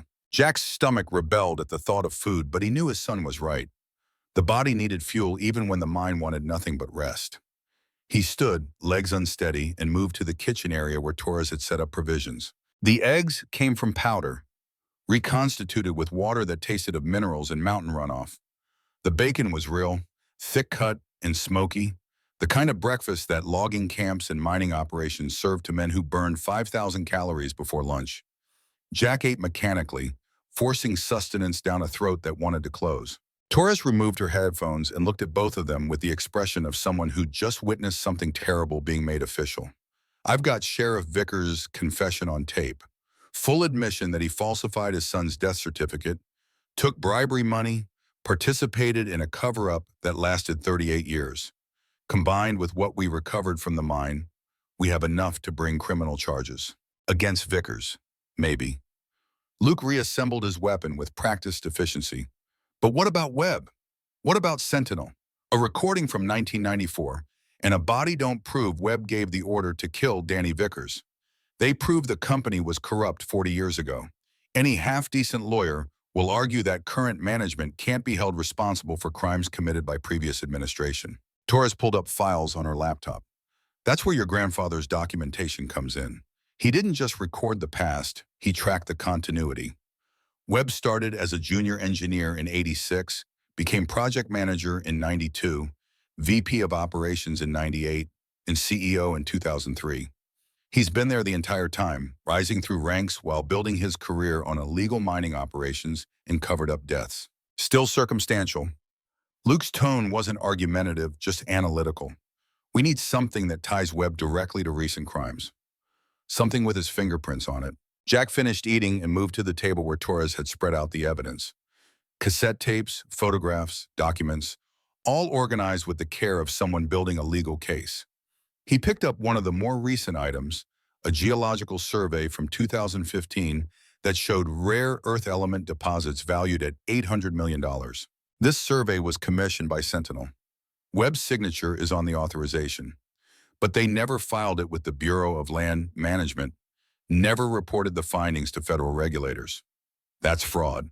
That's theft of mineral rights from public lands. Torres nodded. "And look at the date, 2015, 10 years ago, well within statute of limitations for federal prosecution." Luke joined them at the table.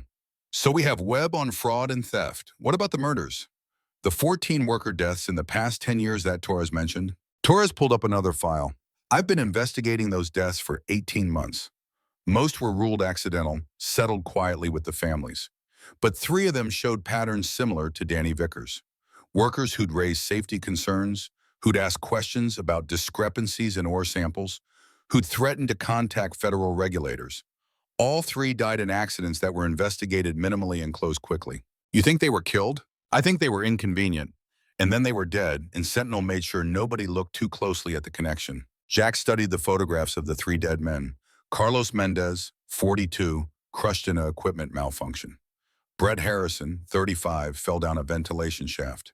Michael Chen, 51, gas exposure in a tunnel that shouldn't have had gas. All of them leaving behind wives and children and questions that nobody wanted to answer. "Can we prove it? Can we prove these weren't accidents?" Torres closed her laptop. "Not directly, but we can establish a pattern. We can show that Sentinel has a history of workers dying after they become problems. We can make a jury wonder why safety violations that get reported somehow lead to fatal accidents within weeks." "That's not evidence," Luke said. "That's conspiracy theory. We need hard proof or this whole thing falls apart in court." The problem crystallized in Jack's mind. They had pieces of a puzzle spanning 4 decades, individual crimes and cover-ups that made sense in isolation, but needed something to connect them into a prosecutable whole. They needed someone inside Sentinel willing to talk, someone who'd witnessed the corruption firsthand and could testify about current operations. Ray Callahan. Jack looked at Torres. "My father's friend, the explosives expert. He worked for Sentinel until 5 years ago." He knows things. You said he has dementia. Early stage. Some days he's sharp. If we can get him on record during a good day, his testimony could provide the connective tissue we need. Torres considered. Video deposition, properly witnessed and notarized. Even if his condition deteriorates, the recording would be admissible as evidence of his state of mind at the time of testimony. We need to do it today. Jack pulled out his phone. Before Webb realizes what we have, before Sentinel's lawyers start building their defense. Every hour we wait is an hour they use to destroy evidence and intimidate witnesses. Luke stood and moved to the window, scanning the forest with the watchful intensity of someone trained to spot threats before they materialize. How long before they find this place? Torres had clearly thought about that question. The cabin's in my sister-in-law's maiden name. No connection to me, that's obvious. But we should assume we have maybe 48 hours before Sentinel's investigators make the link. Then we use those 48 hours. Jack felt energy returning despite his body's exhaustion. We get Ray on tape, we organize the evidence into a coherent narrative, and we reach out to federal authorities with everything we have. Which federal authorities? Luke turned from the window. You said Webb has connections in Washington. Who do we trust not to bury this? Torres pulled out her phone. I have a contact at the FBI's white-collar crime division in Denver.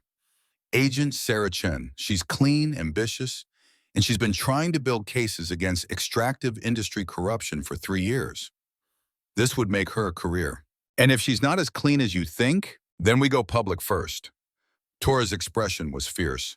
I released the story to the Denver Post, send copies of everything to the New York Times and Washington Post, upload the evidence to public servers where it can't be disappeared. Make it too big to bury. That's the nuclear option, Jack said. Once we go public, there's no walking it back. No negotiation, no deals. We burn every bridge and hope we survive the fire. Is there another choice? The question hung into the air. Jack thought about his father, about 30 years of collected evidence that Big Bill had never released because he feared the consequences. About Daniel Vickers dying in darkness, writing apologies in a notebook nobody would read for 38 years. About the 14 other families who'd accepted settlements in silence instead of demanding truth. No, there's no other choice. We go forward or we quit. And I didn't dig up a body and watch my son nearly get killed to quit now. Luke returned to the table. Then let's make a plan. Military precision, clear objectives, contingencies for when things go sideways. Because things always go sideways. They spent the next 2 hours mapping strategy. Torres would contact Ray Callahan, arrange the video deposition. Luke would set up security protocols, ensure the cabin remained secure, and establish escape routes if Sentinel found them. Jack would organize the evidence into a presentation that could be understood by investigators and eventually a jury. The work was methodical and exhausting. Jack's lungs protested every exertion, forcing him to stop frequently for oxygen and rest. But the rhythm of the task was familiar, similar to safety reports he'd written for 30 years. Document the hazard, establish the pattern, demonstrate the negligence, recommend corrective action. Except this time the corrective action was criminal prosecution and the destruction of a company that employed 300 people in a town that had no other major employer. Torres made contact with Ray Callahan at noon. The old explosives expert answered on the fourth ring, his voice carrying the confusion that came with dementia's bad days. Ray, it's Angela Torres. We met at Bill Brennan's funeral. I'm a reporter with the Denver Post. Silence on the other end then. Bill's dead. Yes, Ray, I'm sorry. I know you were friends for a long time. 40 years. More. Ray's voice steadied slightly, as if the memory of friendship anchored him to reality. We worked the deep tunnels together, before the company got greedy, before they started cutting corners. Torres put the phone on speaker so Jack could hear. Ray, I'm with Jack Brennan right now, Bill's son. We need to talk to you about what happened in 1987, about Danny Vickers. The silence that followed stretched so long, Jack thought they'd lost the connection.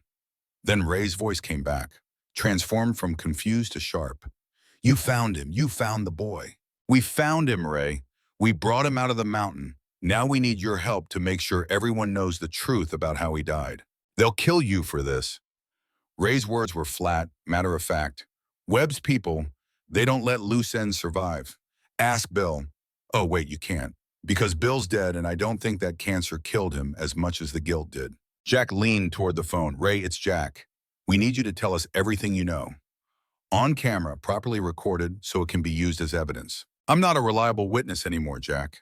Some days I can't remember my own name. Lawyers will tear me apart. But today you remember. Today you're sharp. We record today before the confusion comes back. Ray laughed, the sound bitter and knowing. You're asking me to destroy my life.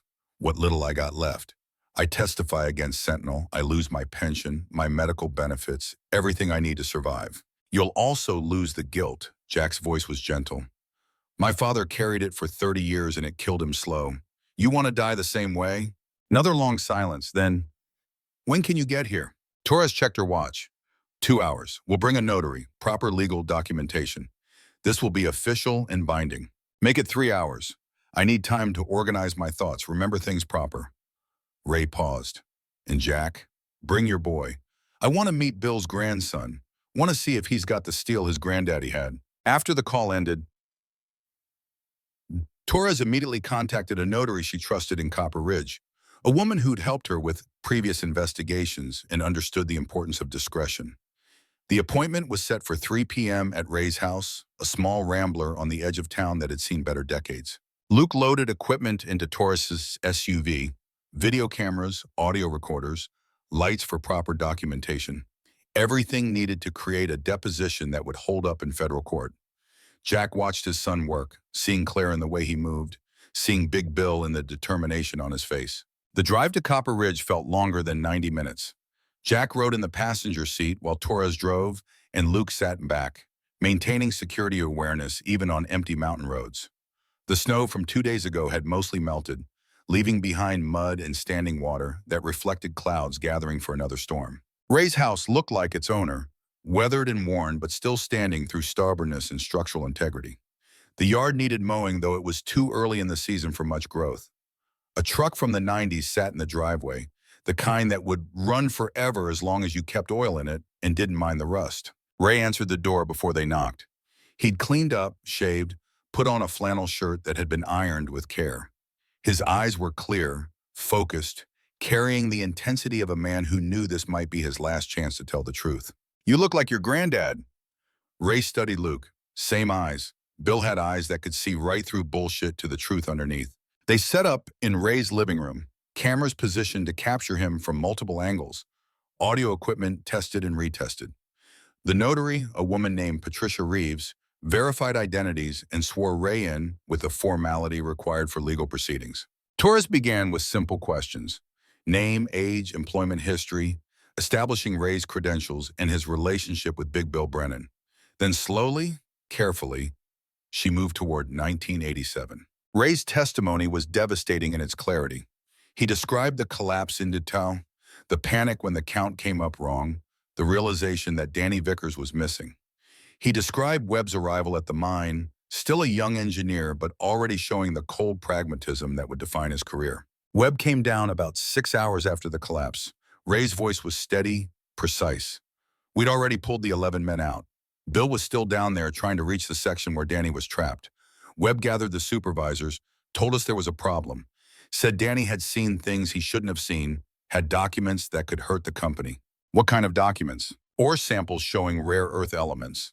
Photos of equipment that wasn't supposed to be in that part of the mine. Survey data that proved the company was extracting minerals they'd never reported to federal authorities. What did Webb want you to do? Webb said we needed to seal that tunnel, make it look like the collapse was worse than it was, structurally unsound, too dangerous to attempt further rescue. He said Danny was probably dead already from his injuries, that we'd just be risking more lives to recover a body. But he wasn't dead yet, was he? Ray's hands trembled slightly. No, we could hear him on the radio for another 2 hours. Hear him getting weaker, calling for his father, begging us to get him out. And Webb just stood there, listening, waiting for the kid to die so we could seal it up and move on. What did Big Bill do? Ray wiped at his eyes. Bill tried to go back down, tried to reach Danny on his own. Webb had security restrain him, physically held Bill back while that boy died, asking for help that never came. Torres let the statement settle into silence. Then, who made the decision to falsify the death report? Webb. He brought Sheriff Vickers in, offered him money, $2 million to cremate a body that didn't exist, to tell his wife their son died instantly and heroically instead of slow and begging. And Vickers took the money? We all took the money. Ray's voice broke. Webb went to each of us who knew the truth, offered us enough to change our lives, told us if we talked, he'd make sure we lost everything. Jobs, pensions, homes, families. He made us complicit so we'd keep each other quiet. How much did Webb pay you? $500,000. Ray looked directly at the camera. I used it to pay off my house, send my daughter to college, take care of my wife when she got sick. Blood money that bought me 20 years of comfort and 38 years of shame. Luke had been silent throughout the testimony, but now he spoke. Did anyone try to stop it? Did anyone refuse the money? One man, Eddie Parrish, he was a shift supervisor, told Webb to go to hell, said he was going to the feds with everything he knew. What happened to Eddie Parrish? Ray met Luke's eyes. 3 weeks later, Eddie had an accident. Rock crusher malfunctioned during maintenance. They found enough of him to fill a shoebox. Sheriff Vickers investigated, ruled it accidental. Case closed. The room felt colder. Torres made notes while the notary verified timestamps. Jack watched his father's best friend confess to 3 decades of complicity and felt something between pity and rage. After 2 hours of testimony, they had everything.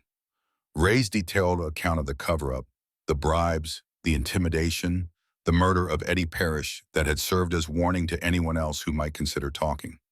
Evidence that would corroborate Big Bill's recordings and provide contemporary context that made the conspiracy real rather than historical. Torres turned off the cameras. Ray, you understand what you've done here? The moment this testimony becomes public, you'll lose everything. Already lost everything that matters. Ray stood with effort, an old man feeling every year of his age. My wife's been dead 5 years. My daughter hasn't spoken to me in 10 because she knows I'm hiding something and she can't forgive the secrets. The pension Sentinel gives me, it's guilt money. I'll be glad to be rid of it. Where will you go? What will you do? Ray smiled, sad and knowing. I'm 63 years old with dementia and a conscience that finally woke up. I'll probably end up in a state facility somewhere, forgetting my name and my crimes in equal measure. But at least I'll forget clean. Jack stood and extended his hand. Ray shook it, the grip still strong despite the tremors. Your father was the best man I knew. Ray's voice was quiet. He made one mistake and spent 30 years trying to atone for it. You're finishing what he started. Bill would be proud. After they packed up equipment and verified the recordings had backed up to multiple secure locations, they prepared to leave. Patricia Reeves, the notary, pulled Torres aside. You know this is going to explode, right? The moment you release this testimony, Copper Ridge becomes a war zone. Sentinel will bring lawyers, investigators, private security. The town will split between people who want truth and people who want their jobs. I know, and you're prepared for that. Torres looked at Jack and Luke. Nobody's ever prepared for war. You just decide if the cause is worth the casualties. They drove back to the safe house as afternoon faded toward evening. The clouds had fulfilled their promise, bringing rain that turned mountain roads to mud and reduced visibility to dangerous minimums. Luke drove with the confident caution of someone who'd navigated worse conditions in worse places, but even he slowed to 20 miles per hour on the switchbacks. Jack's phone rang, unknown number. He answered on speaker. Mr. Brennan, I'm calling on behalf of Marcus Webb. The voice was female, professional, carrying the crisp efficiency of expensive legal representation.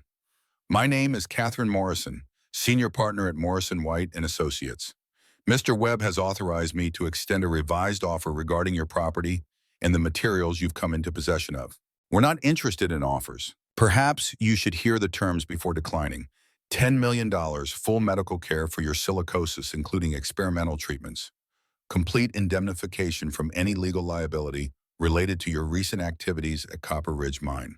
In exchange for what? All physical evidence, all recordings, all documentation related to historical events at Sentinel Resource Group. Additionally, you would sign comprehensive non-disclosure agreements and cease all contact with media representatives. Jack looked at Torres, who was recording the call on her own device. And if we refuse? Ms. Morrison's tone didn't change. Then Sentinel will pursue all available legal remedies. You'll be charged with theft of company property, trespassing, destruction of sealed mine sections, and potentially grave robbery for the unauthorized removal of human remains. Your son could face criminal conspiracy charges. The journalist working with you will be sued for libel and tortious interference. Those are threats. Those are accurate descriptions of your legal exposure, Mr. Brennan. You have 24 hours to accept Mr. Webb's generous offer. After that, the offer is withdrawn and legal action begins immediately. The call ended. Luke pulled the SUV to the side of the road, engine idling, wipers fighting a losing battle against the rain. So that's their play. Offer enough money to make it tempting, threaten enough consequences to make it scary, put a deadline on it so we can't think clearly. It's a good play. Torres reviewed her recording of the conversation. The legal threats aren't empty. We did remove remains from a sealed mine. We did take possession of materials that could arguably belong to Sentinel. A motivated prosecutor could make our lives very difficult. Could they win? Maybe not ultimately, but they could drag it out for years, bankrupt us with legal fees, destroy our credibility before we ever get to tell the story. Jack stared out at the rain-obscured mountains. This is what broke my father. This exact moment, when the money gets big enough and the threats get real enough, and you start calculating whether the fight is worth what it's going to pun. Is it? Luke's question wasn't rhetorical. Dad, I'll back whatever you decide, but you need to be clear about what we're risking. This isn't just about you anymore. Torres's career, my freedom, Ray Callahan's last years. All of it depends on whether you think Danny Vickers deserves justice more than we deserve safety. Jack thought about the notebook they'd found in Danny's skeletal hand, the apology written in fading strength, the promise that he'd tried. Thought about Big Bill spending 30 years documenting crimes he didn't have the courage to expose. Thought about 14 families who'd buried loved ones and accepted settlements instead of demanding truth. 24 hours, that's what they're giving us to decide. Then we use the 24 hours. Torres restarted her laptop despite the cramped quarters. We compile everything we have into a package that can't be ignored. We send it simultaneously to the FBI, the EPA, the Mine Safety and Health Administration, and every major news outlet we can reach. We make it public before they can stop us. That's the nuclear option you mentioned. It's the only option that protects us. Once the information is public, killing us or imprisoning us doesn't help Sentinel. The damage is done. Luke shifted the SUV back into drive. Then we better make sure the package is bulletproof, because we're only going to get one shot at this. They returned to the safe house and worked through the night. Torres organized evidence into a coherent narrative, a story that began with Big Bill Brennan's first recording in 1985 and ended with Ray Callahan's testimony that afternoon. Luke handled the technical aspects, creating encrypted packages that could be distributed simultaneously to multiple recipients, impossible to intercept or suppress completely. Jack wrote the summary, the overview that would help investigators and journalists understand what they were looking at. He kept his prose simple, factual, letting the evidence speak for itself. No editorial commentary, no accusations beyond what the documents proved, just the cold presentation of facts that added up to 38 years of systematic corruption. At 2 a.m. they had their package, 90 gigabytes of data, organized into folders by year and type of evidence. Audio files, video depositions, photographs, geological surveys, financial records. Everything cross-referenced, everything verified, everything documented with the kind of meticulous attention to detail that Big Bill had maintained for 3 decades. Torres created a list of recipients: FBI Denver Field Office, EPA Criminal Investigations Division, Department of Interior Inspector General, Mine Safety and Health Administration, Denver Post, New York Times, Washington Post, Associated Press, ProPublica, and a dozen smaller outlets that specialized in investigative journalism. Luke set up the distribution system. At exactly 8 a.m., the package would transmit to all recipients simultaneously. Impossible to stop once initiated, immune to interdiction. We should sleep. Torres looked at both Brennans, seeing the exhaustion in their eyes. We've got 6 hours before this goes live. After that, everything changes. Get rest while you can. But none of them could sleep.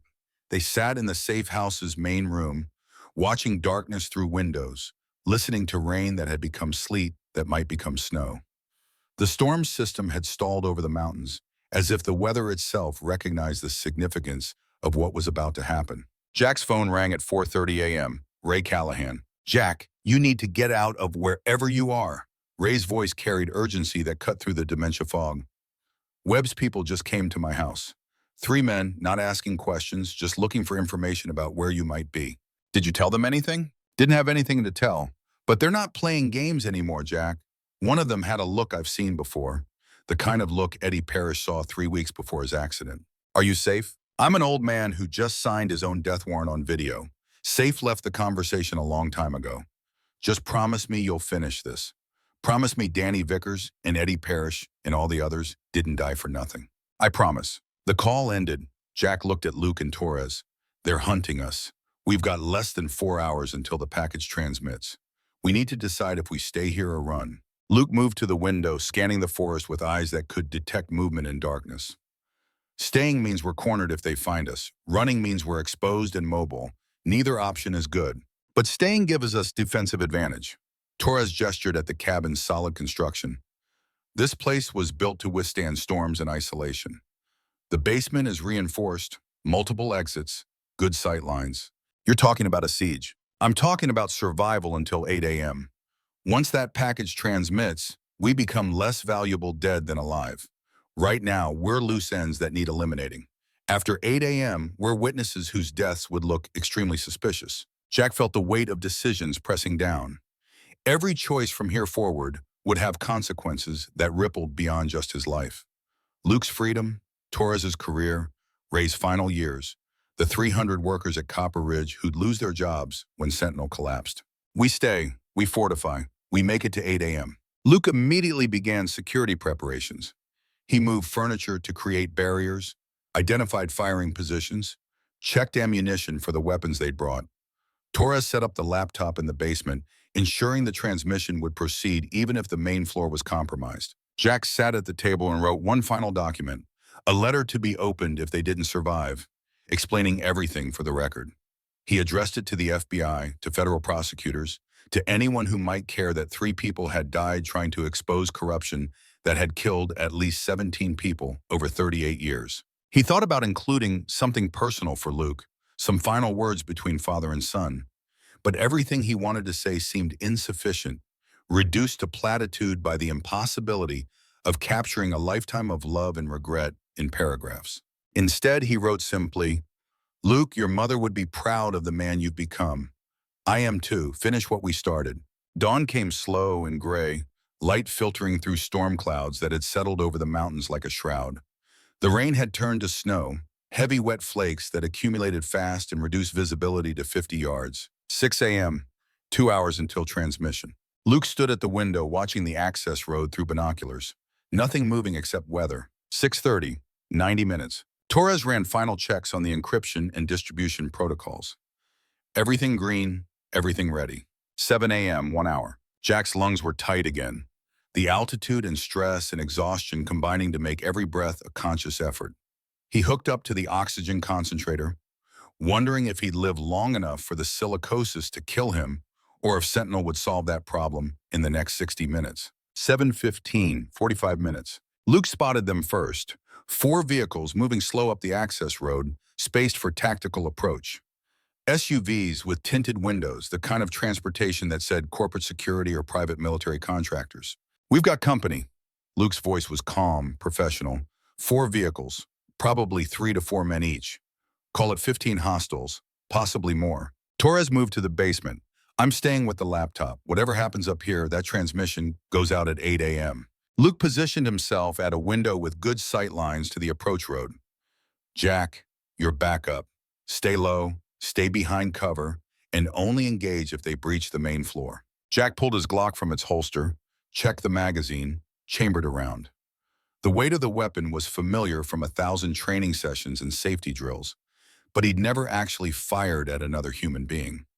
The thought that he might have to in the next 40 minutes felt surreal, disconnected from the life he'd lived for 58 years. The vehicles stopped 300 yards out, far enough to avoid being easy targets, but close enough to assault quickly. Men emerged, 12 that Jack could count, all wearing tactical gear that suggested professional training. One man stepped forward, holding a bullhorn. "Jack Brennan, this is Ethan Cross, head of security for Sentinel Resource Group. You're trespassing on private property and in possession of stolen materials. Come out peacefully, and this ends without anyone getting hurt." Luke glanced at his watch. 35 minutes. The amplified voice continued. "We know you're in there with your son and the reporter. We know you've compiled evidence you plan to distribute.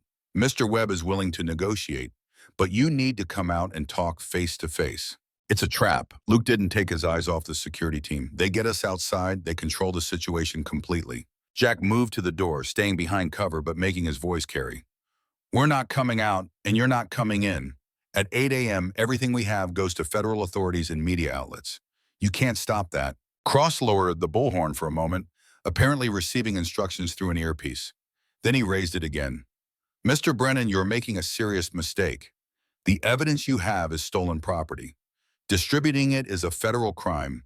You'll be prosecuted, your son will be prosecuted, and that reporter will spend the rest of her career fighting lawsuits. That's a risk we're willing to take. Another pause. Then Cross's tone changed, became harder. You've got 30 minutes to reconsider.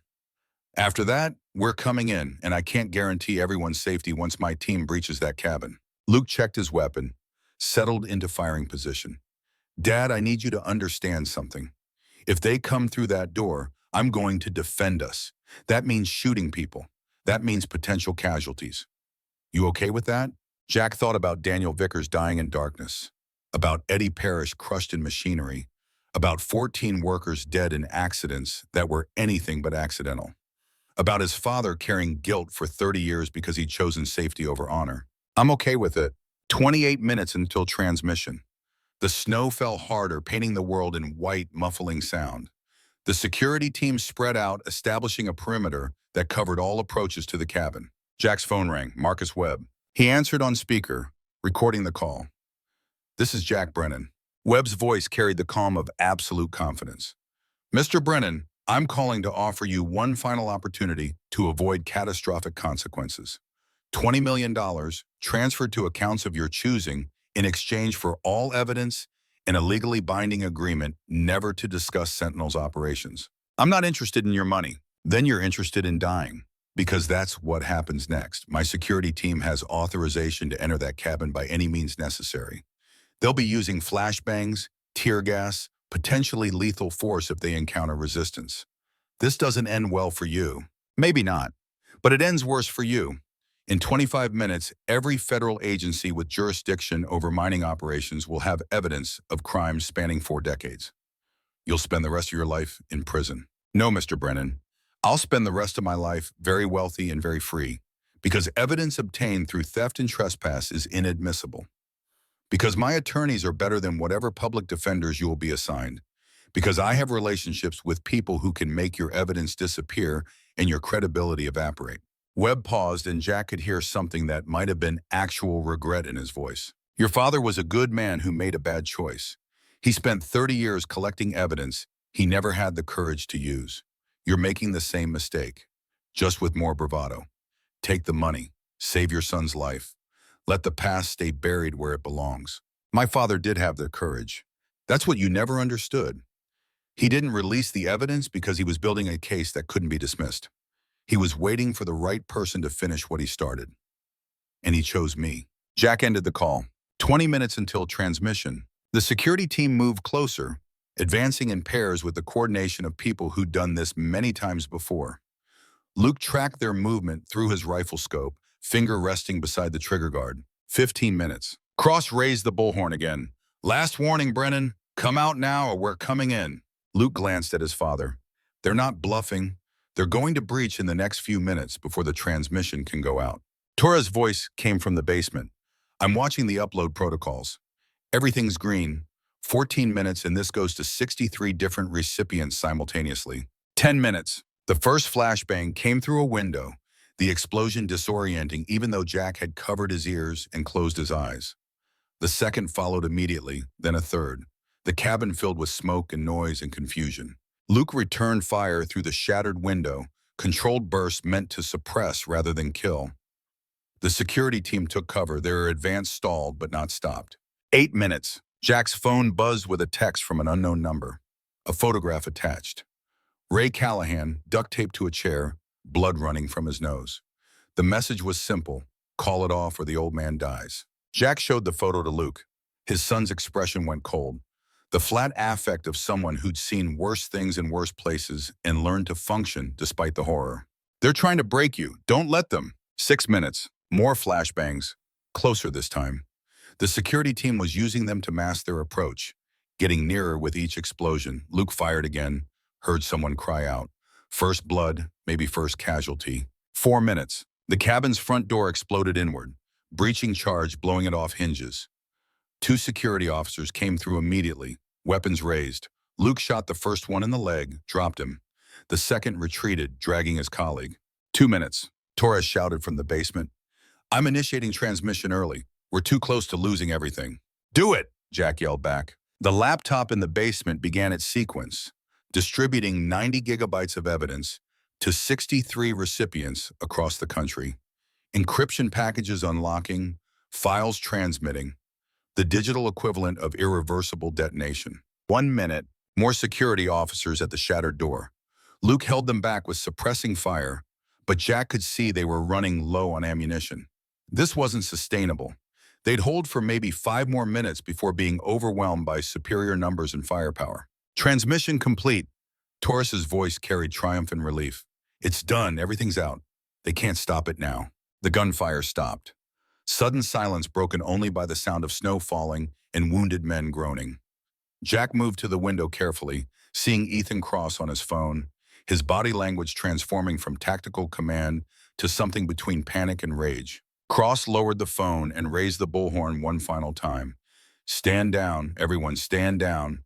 We're pulling back. The security team retreated to their vehicles, loading the wounded, engines starting. Within 2 minutes, they were gone, leaving behind broken glass and bullet holes and the smoking remains of flashbangs. Jack sank into a chair, hands shaking from adrenaline and oxygen deprivation. His lungs had finally given up even the pretense of function. The oxygen concentrator ran at maximum output, but his blood oxygen levels continued dropping.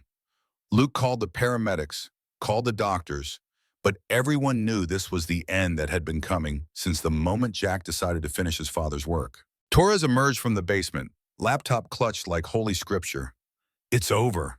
She was laughing and crying simultaneously. The New York Times already confirmed receipt. So did the FBI. It's done. It's really done. But Jack knew it wasn't over. It was just beginning. The evidence was public now, irreversible, spreading through networks of journalists and investigators and federal agencies.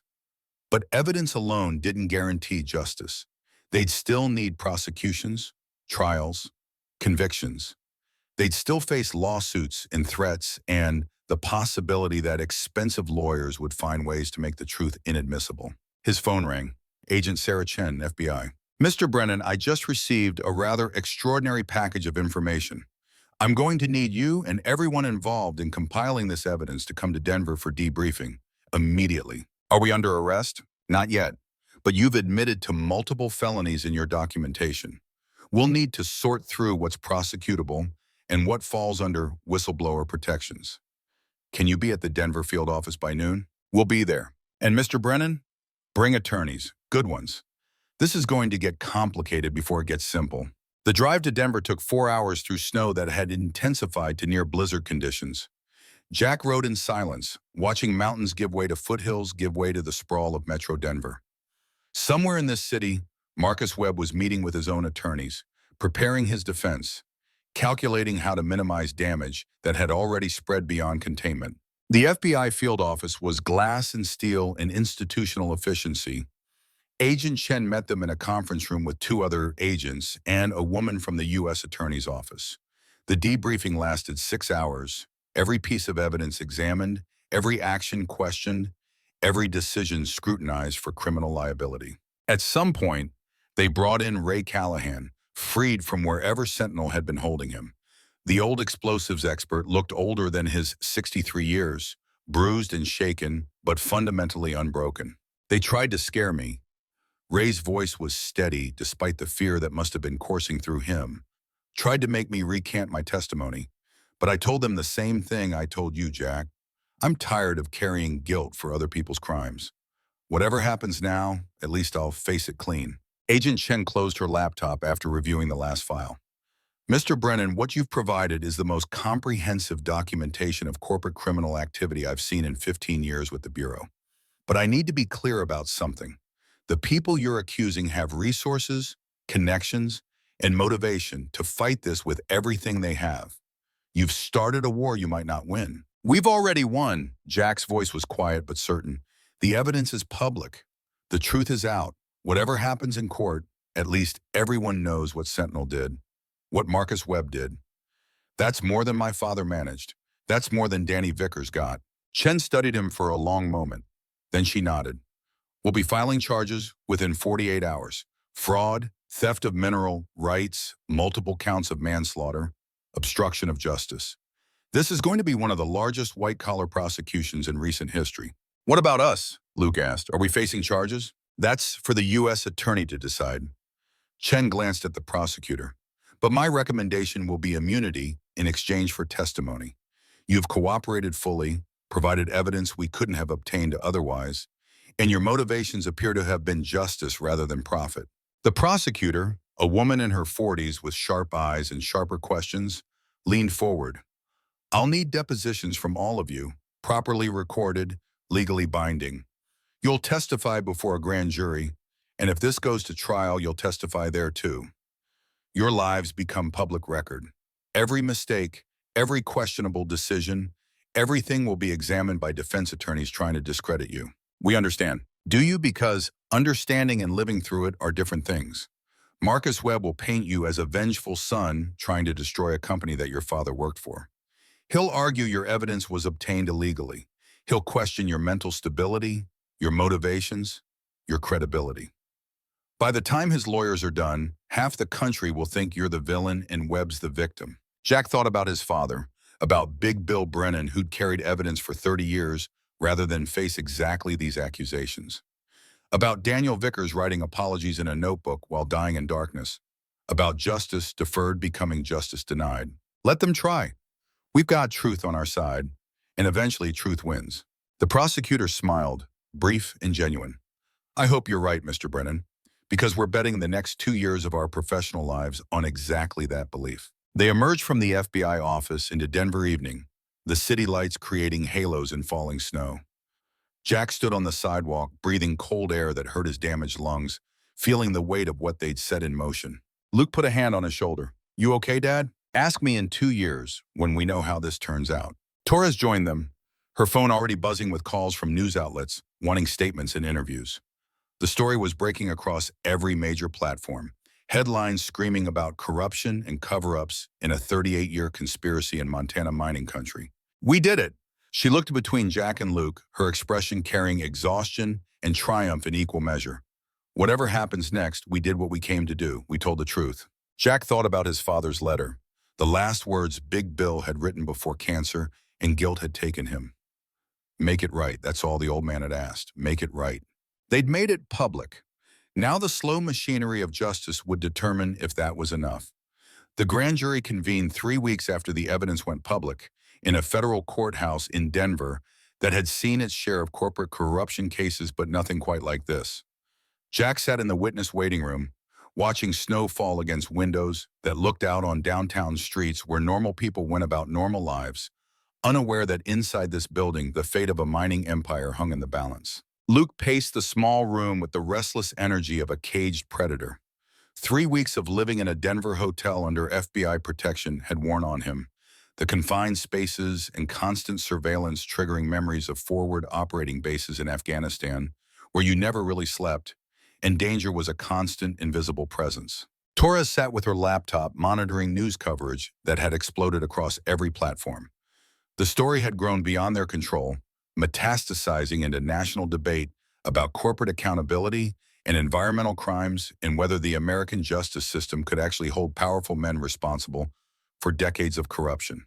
Talking heads on cable news argued about whether Jack was a hero or a criminal, whether the evidence was legitimate or fabricated, whether Sentinel was a victim of corporate espionage or the perpetrator of systematic murder.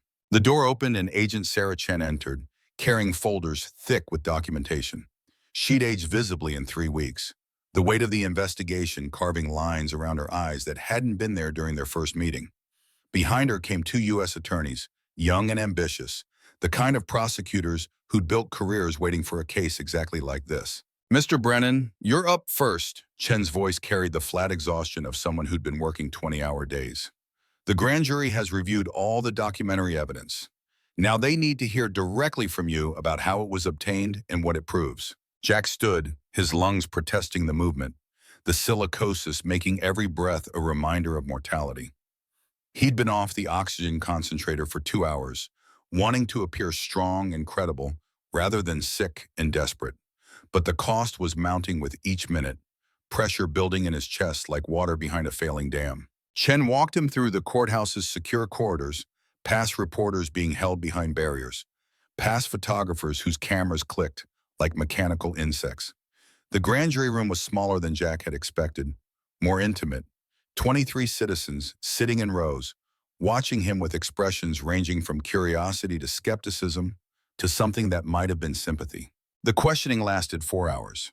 The prosecutors led him through the timeline methodically, establishing his relationship with Big Bill, the inheritance of the storage unit, the discovery of the evidence, the decision to go public.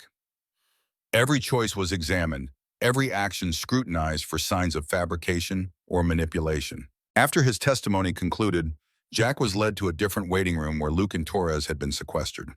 His son looked up from the magazine he'd been pretending to read, assessment immediate and professional. "You look like hell, Dad. How much longer can you go without oxygen?" "Long enough." Jack sank into a chair that smelled of industrial cleaner and fear. "They're going to call you next, I think. Be ready." Luke's testimony was shorter but no less intense. The prosecutors focused on the mine descent, the recovery of Daniel Vickers' remains, the confrontation with Sentinel security forces. Defense attorneys would later try to paint Luke as a violent veteran who'd escalated the situation, but the grand jury seemed to recognize the difference between defensive action and aggression. Torres testified for 6 hours, her journalistic credentials lending credibility to the investigation's methodology. She presented evidence of the 14 worker deaths over the past decade, establishing patterns that suggested systematic negligence at minimum and potential homicide at worst. Her testimony was dense with statistics and comparisons to industry standards, building a picture of a company that prioritized profit over safety in ways that killed people with depressing regularity. Ray Callahan testified on the third day. The old explosives expert had good moments and bad moments, his dementia creating gaps in memory that Sentinel's attorneys would later exploit mercilessly. But when he was lucid, his testimony was devastating. He described watching Danny Vickers die, hearing the boy's radio calls grow weaker, seeing Marcus Webb make the calculated decision to seal the tunnel rather than risk the exposure that rescue would bring. "The defense will argue I'm unreliable." Ray's voice carried the flat acceptance of a man who'd accepted his own limitations. "They'll say dementia makes my memory suspect, that I'm fabricating details to match the narrative Jack and his father created. Maybe they're right. Maybe my mind is filling in gaps with convenient fictions." He paused, looking directly at the grand jury. "But I remember Danny Vickers' voice on that radio. I remember the sound a 20-year-old makes when he's dying and he knows nobody's coming to save him. That memory is burned into my brain deeper than any disease can erase. And I remember Marcus Webb's face when he gave the order to seal that tunnel. Cold as stone, making a business decision about whether a human life was worth the inconvenience of investigation." The grand jury deliberated for 2 days. Jack spent that time in the hotel room the FBI had secured for them, watching cable news dissect his life and motivations with the casual cruelty of public discourse. Conservative outlets painted him as an environmental extremist trying to destroy American industry. Liberal outlets made him a hero, standing up to corporate greed. Both versions felt equally false, equally detached from the reality of a man who'd simply inherited his father's burden and decided to finish what Big Bill had started. His phone rang constantly, reporters requesting interviews, documentary filmmakers wanting exclusive rights, book agents proposing tell-all memoirs. Jack ignored them all. The story wasn't about him, it was about Daniel Vickers and Eddie Parrish and 14 other men who died because a company valued profit more than human life. Luke found him on the hotel balcony at midnight on the second day of deliberations, staring out at Denver's lights like stars that had fallen to earth and gotten trapped in glass and steel. "You should be sleeping." Luke joined him at the railing, breath fogging in mountain air that carried the bite of coming winter. "Can't. Every time I close my eyes, I see that notebook we found in Danny's hand. See his handwriting getting shakier with each entry. See his apologies for not being brave enough to stay alive." He was brave. Luke's voice carried certainty born from combat, from seeing men die and knowing the difference between cowardice and simple mortality. He died trying to do the right thing. That's as brave as it gets. Your mother would have liked this view. Jack didn't know why he said it, but the thought had been circling for days. She always wanted to live somewhere you could see mountains from your bedroom. Mom would have been terrified by what we've done, but she would have supported it anyway because she knew the difference between safety and honor. They stood in silence for a while, father and son, watching a city that didn't know or care about their struggle. Somewhere in this sprawl, Marcus Webb was in his mansion or penthouse or whatever fortress wealthy men built to separate themselves from consequences, planning his defense, calculating his angles, confident that money and power would insulate him the way it always had. The grand jury returned indictments on the morning of the third day, 37 counts against Marcus Webb personally, including fraud, theft of mineral rights, criminally negligent homicide, obstruction of justice, and conspiracy to commit murder. 14 counts against current Sentinel executives, 61 counts against the corporation itself. The scope was staggering, the potential sentences measured in decades rather than years. Agent Chen delivered the news in person, arriving at their hotel with coffee and the kind of exhausted satisfaction that comes from winning a battle you'd expected to lose. Webb was arrested an hour ago at his home in Cherry Creek.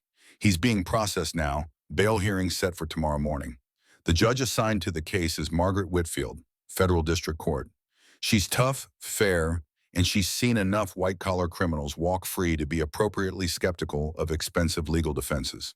What happens now, Torres asked. Now we prepare for trial. Discovery, depositions, motions, counter-motions. Webb's attorneys will fight every piece of evidence, challenge every witness, delay every proceeding. This could take 18 months before we see the inside of a courtroom. 18 months. Jack felt the weight of that timeline pressing against his damaged lungs, against the silicosis that was slowly suffocating him. The doctors had been clear. Best case scenario with aggressive treatment, maybe 2 years. Worst case, 12 to 18 months. Spending most of that remaining time preparing for a trial felt like watching his life drain away in service of delayed justice. But Danny Vickers waited 38 years. Jack could give 18 more months. The bail hearing the next morning was a circus. Camera crews packed the courthouse steps. Satellite trucks lined the streets. Reporters shouted questions at anyone who emerged from the building.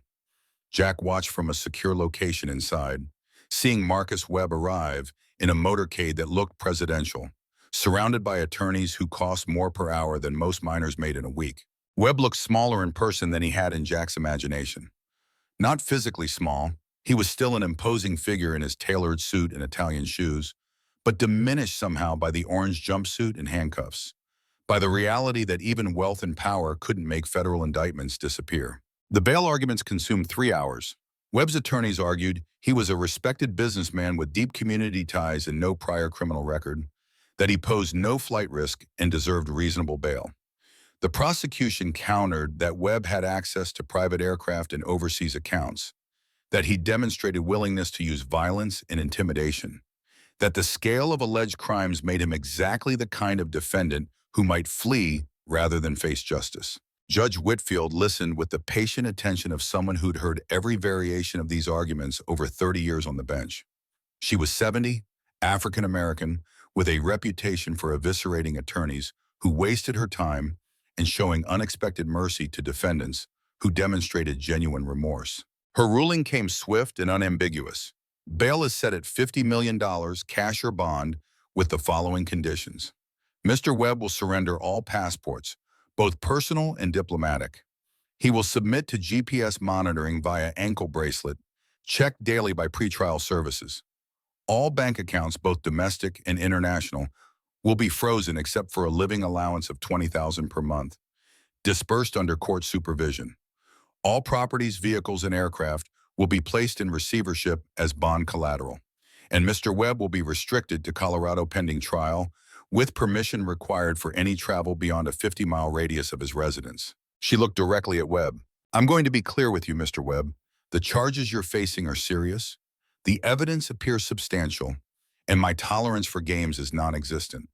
If you violate any condition of your release, if you attempt to contact witnesses, if you so much as look cross-eyed at anyone involved in this case, You'll spend the next 18 months in federal detention rather than your Cherry Creek home. Do we understand each other?" Webb nodded, the gesture stiff with controlled rage. His attorneys immediately began arranging bond, marshaling assets that, even frozen and supervised, amounted to more wealth than most people saw in 10 lifetimes. By that afternoon, Webb was free, monitored but mobile, preparing his defense from the comfort of familiar surroundings. The trial date was set for 18 months out, allowing both sides time to prepare the complex case. Jack returned to Montana, to the cabin that now felt more like a museum than a home, filled with his father's absence and the weight of unfinished business. The town of Copper Ridge had transformed in the weeks since the story broke. Sentinel had suspended operations pending investigation, putting 300 workers on unpaid leave. The economic impact was immediate and devastating. Sullivan's Hardware closed within a month. The grocery store reduced hours. Murphy's Bar saw business triple as unemployed miners gathered to drink and argue about whether Jack Brennan was a hero who'd exposed corruption or a traitor who'd destroyed their livelihoods. Sheriff Tom Vickers had resigned, facing his own criminal charges for falsifying Daniel's death certificate and accepting bribes. The county appointed an interim sheriff, a woman from Billings who had no connection to the mine or its history, who enforced the law with the mechanical fairness of someone who didn't know enough to play favorites. Jack found himself unwelcome in his own hometown. People crossed the street to avoid him. Former co-workers refused to acknowledge his presence. Someone spray-painted Judas across his truck in red letters that looked like blood in certain light. He scrubbed it off, but the ghost of the word remained, visible in the right angle of sun. Ray Callahan died 6 weeks after his grand jury testimony. Heart attack, sudden and final, in the small apartment where he'd lived alone since his wife passed. Jack attended the funeral, one of only 7 mourners in a church that could hold 200. The pastor spoke about redemption and courage, about men who spent their final days trying to make amends for past mistakes. They buried Ray in the Copper Ridge Cemetery, not far from Big Bill Brennan's grave. Jack stood in cold November rain, watching dirt cover a coffin that held a man who died clean even if he hadn't lived that way. The only other attendees were Torres, Luke, and a woman Jack didn't recognize until she introduced herself. "I'm Ray's daughter, Michelle. We hadn't spoken in 10 years before his testimony. I was angry about the secrets he kept, the way guilt made him distant and difficult. But after he came forward, after he told the truth, we had 6 weeks where he was my dad again. 6 weeks where the weight lifted and he could look me in the eye without shame." She placed a flower on the fresh grave. "Thank you for giving him that. Thank you for letting him die with honor instead of guilt." After the funeral, Jack returned to the cabin and found Luke waiting on the porch. His son had stayed in Montana, taken a job doing construction in Helena, but visited regularly with the dedication of someone trying to repair bridges burned by 3 years of silence. "We need to talk about your health, Dad." Luke's directness was pure military, no preamble or comfort. "You're getting worse. I can hear it in your breathing, see it in how you move." "When was your last doctor's appointment?" 3 months ago, before all this started." "And they said what?" Jack hesitated, then decided his son deserved the truth, that I had 12 to 18 months if I was lucky. Less if I kept pushing myself the way I've been doing. The silicosis is accelerating. Every stress, every exertion speeds up the scarring. They recommended hospice care within 6 months. Luke's jaw tightened, muscle jumping beneath skin that had seen too much sun in desert climates. "You're going to Denver next week for proper evaluation. No arguments, no delays. We're getting you into the best pulmonary specialist money can buy." "I don't have that kind of money." "The FBI does. Witness protection includes medical care for people testifying in federal cases. Torres already worked it out with Agent Chen." Jack wanted to argue about accepting charity, about maintaining independence, about the stubborn pride that had defined 3 generations of Brennan men. But the truth was, he could barely climb the cabin's front steps without stopping to catch his breath. Pride was a luxury he could no longer afford. The appointment in Denver revealed what Jack had suspected, but hadn't wanted to confirm. The silicosis had progressed to stage 3, his lung capacity reduced to 60% of normal, scarring visible on X-rays like spiderwebs woven through tissue that should have been pink and healthy. The doctors presented options with the careful neutrality of people who learned not to offer false hope. Lung transplant was possible but complicated by his age and the advanced state of damage. Medication could slow progression but not reverse it. Oxygen therapy would become constant rather than occasional. Life expectancy without aggressive intervention was now measured in months rather than years. 12 at the outside, possibly fewer if infection or other complications developed. Jack listened to his death sentence delivered in medical terminology, in sterile examination rooms, and felt oddly calm. He'd made peace with mortality somewhere in the tunnel where they'd recovered Danny Vickers, in the moment when he'd chosen to finish his father's work, knowing it might cost everything. "How long until the trial?" he asked the pulmonologist, a woman in her 50s who'd spent her career watching miners die of the same disease. 18 months is the current schedule. Then that's how long I need. Whatever it takes, whatever treatments, I need to make it to that courtroom and testify.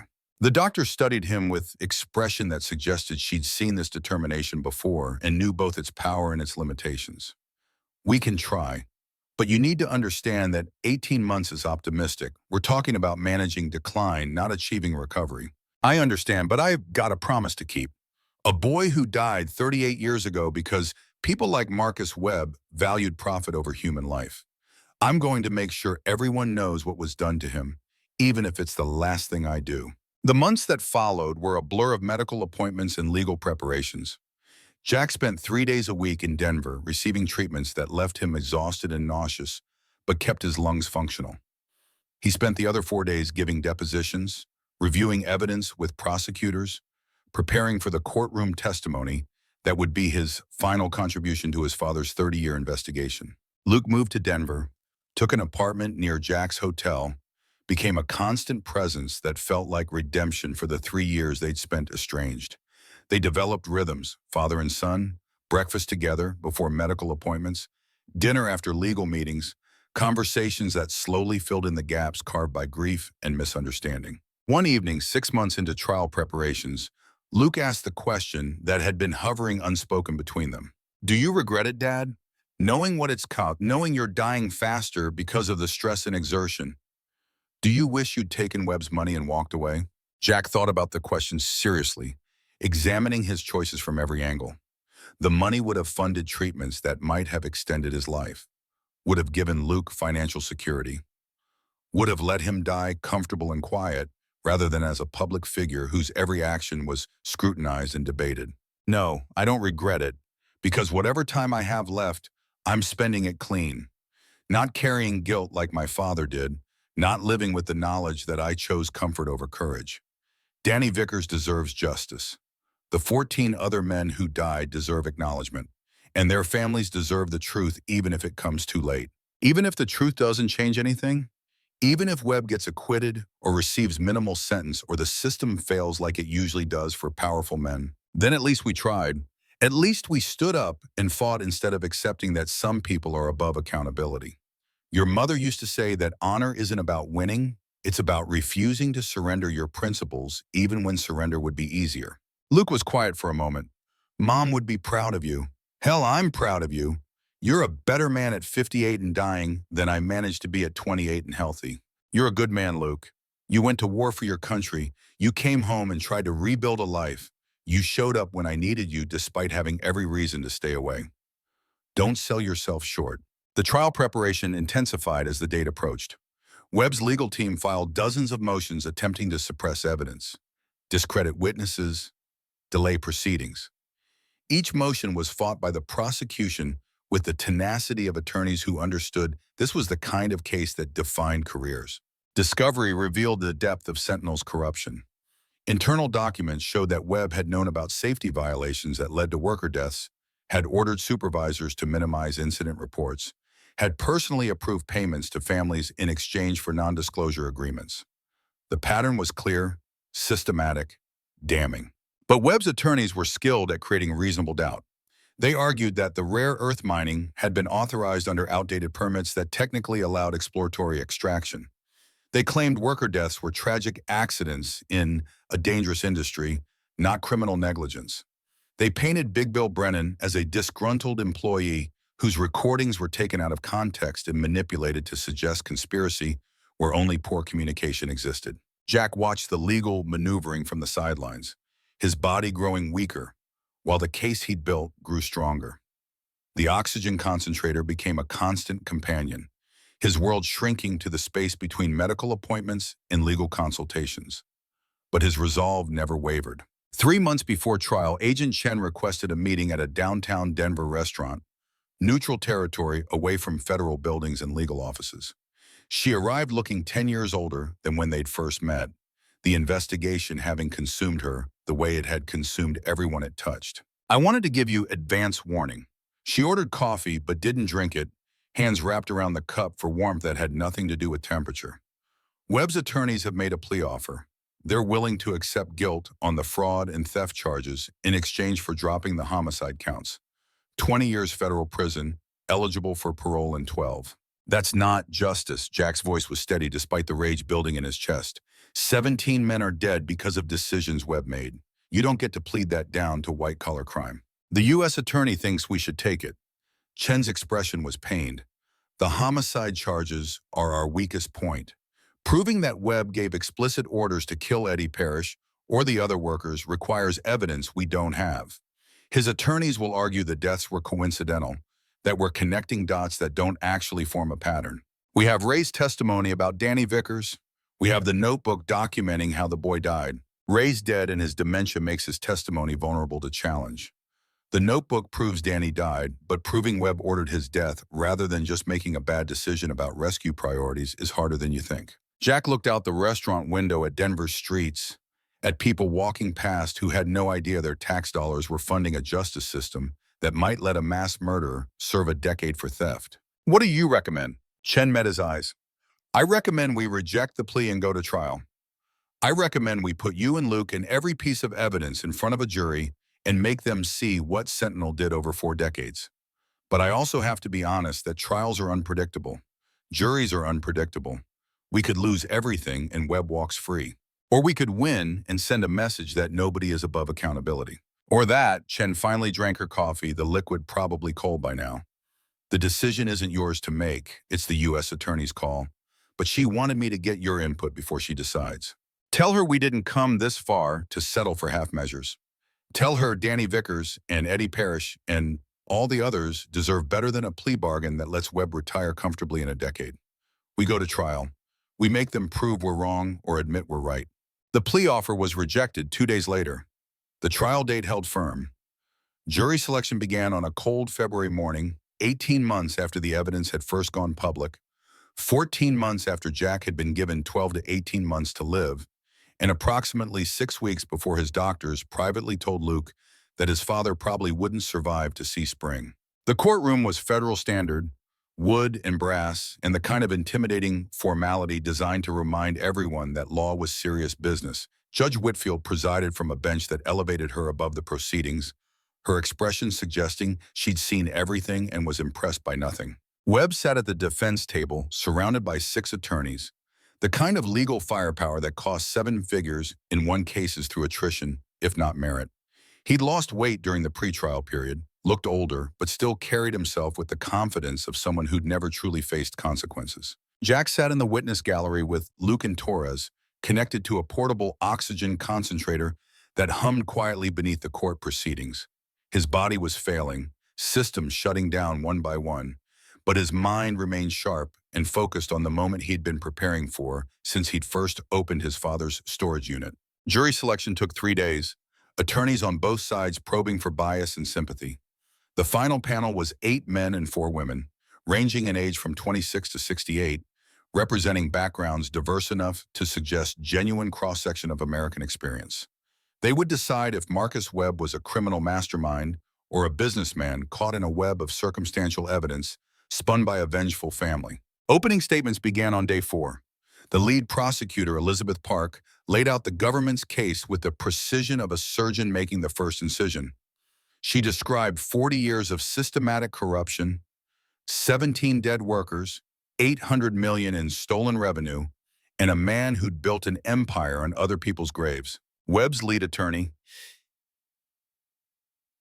a man named Harrison Cole with silver hair and a voice like expensive bourbon, countered with a narrative of ambitious regulation and environmental activism run amok. He painted Big Bill Brennan as a mentally unstable conspiracy theorist, Jack as his manipulated son, and the entire case as a vendetta against a company that had provided jobs and economic stability to Montana communities for generations. The trial would last 6 weeks, 6 weeks of testimony and evidence and legal arguments that would determine whether Jack's sacrifice meant anything, or if his father's 30-year investigation ended in acquittal and vindication for the man who'd ordered it all buried. Jack listened to opening statements and felt his breath growing shorter, his vision narrowing at the edges. The oxygen concentrator worked as designed, but his lungs were too damaged to process even concentrated air effectively. He had maybe 8 weeks left, the doctor said. Maybe less. Just long enough to testify. Just long enough to look Marcus Webb in the eye and tell the truth about what had been done in darkness beneath Montana mountains. Just long enough to finish what his father started. The first witness was called, and Jack settled in for the long fight, knowing that justice was never guaranteed but always worth pursuing, knowing that some battles had to be fought regardless of the odds, knowing that dying with honor was better than living with shame. The trial had begun, and whatever its outcome, the truth was finally, irrevocably, in the light. The trial consumed 3 weeks before Jack was called to testify. 3 weeks of expert witnesses and documentary evidence and legal arguments that built the prosecution's case brick by methodical brick. Forensic accountants traced $800 million in unreported revenue through shell companies and offshore accounts. Mining engineers testified about safety violations that made worker deaths inevitable rather than accidental. FBI agents detailed the investigation that had grown from Jack's initial evidence into a sprawling federal case. Jack watched from the gallery, his body deteriorating with each passing day. The oxygen concentrator ran constantly now, its hum a metronome counting down to the moment his lungs would finally surrender completely. His doctors had stopped talking about months and started measuring his remaining time in weeks. Maybe 6, they said. Maybe 4. The trial schedule had him testifying in week 4. It would be close. Luke sat beside him every day, a silent guardian who'd taken leave from his construction job to ensure his father made it to the witness stand. They developed a routine: breakfast at 5 a.m. while Jack could still breathe without mechanical assistance, arrival at the courthouse by 7 to avoid media crowds, positioning in the gallery where Jack could access oxygen and bathrooms without spectacle. Torres attended when her reporting schedule allowed, covering the trial for the Denver Post while maintaining the journalistic distance that kept her testimony credible. Her articles had won awards, generated national conversation, transformed the case from regional interest to cultural touchstone about corporate accountability and environmental justice. The defense strategy became clear in the second week. Webb's attorneys weren't denying the illegal mining or the unreported revenue. Instead, they argued that Webb had inherited a corrupt system created by previous management and had been gradually working to rectify historical wrongs when the investigation began. They portrayed him as a reformer caught between obligations to shareholders and desires to improve company practices, a man doing his best in impossible circumstances. It was bullshit, but it was compelling bullshit. Several jurors nodded during the defense's presentation, their expressions suggesting the narrative resonated with people who wanted to believe that successful businessmen were fundamentally decent rather than fundamentally ruthless. The prosecution's case for homicide charges proved harder to establish. Without Eddie Parrish's body, without witnesses to the alleged machinery malfunction, they had only circumstantial evidence. A man who'd threatened to expose corruption, dead 3 weeks later. The sheriff's investigation rushed and incomplete. Suspicious? Certainly. Criminal? Possibly. Provable beyond reasonable doubt? That remained uncertain. Judge Whitfield ruled that Ray Callahan's testimony about Danny Vickers could be admitted despite his death. The video deposition meeting evidentiary standards for statements made by unavailable witnesses. The jury watched Ray's confession with expressions ranging from sympathy to skepticism. Some saw a dying man unburdening his conscience. Others saw an unreliable witness whose dementia made his testimony questionable. Everything hinged on Jack, his credibility, his testimony, his ability to connect decades of evidence into a narrative that proved not just corporate malfeasance but criminal conspiracy. The prosecution prepared him carefully, running through questions dozens of times, preparing him for the attacks that defense attorneys would launch. Harrison Cole, Webb's lead attorney, had a reputation for destroying hostile witnesses. He was brilliant and ruthless in equal measure, capable of finding weaknesses in testimony and exploiting them with surgical precision. He'd already reduced 2 prosecution witnesses to tears and gotten a third to admit uncertainty about details that undermined their credibility. Jack wasn't afraid of Cole. He was afraid of his own body failing before he could finish testifying, of collapsing on the witness stand, of the jury seeing him as pitiful rather than credible, of dying before he could complete what his father had spent 30 years building. On the morning of day 22, Elizabeth Park approached Jack in the courthouse hallway. Her expression carried the controlled tension of an attorney preparing for the most important examination of her career. "Today's the day, Mr. Brennan. Are you ready?" Jack adjusted his oxygen tube, checked the portable concentrator's battery level, felt the tightness in his chest that never quite went away. "As ready as I'll ever be. Cole's going to try to paint you as a vengeful son who fabricated evidence to destroy your father's employer. He'll question your motivations, your relationship with Big Bill, every decision you made after inheriting the storage unit. Don't let him make you angry. Anger makes witnesses defensive, and defensive witnesses lose credibility." "I'm not angry anymore." Jack's voice was steady despite the effort each word required. "I'm just tired. Tired of fighting, tired of breathing like my lungs are full of concrete. Tired of watching a guilty man sit there knowing he might walk free. But I'll do what needs doing, because that's what men in my family do." We finished the job. The courtroom was packed when they entered, every seat filled with journalists and legal observers and citizens who'd followed the case with the intensity usually reserved for sports or politics. The jury sat in their box, 12 faces that had heard 3 weeks of testimony and still seemed uncertain about guilt or innocence. Marcus Webb watched Jack approach the witness stand with expression that might have been contempt or might have been pity.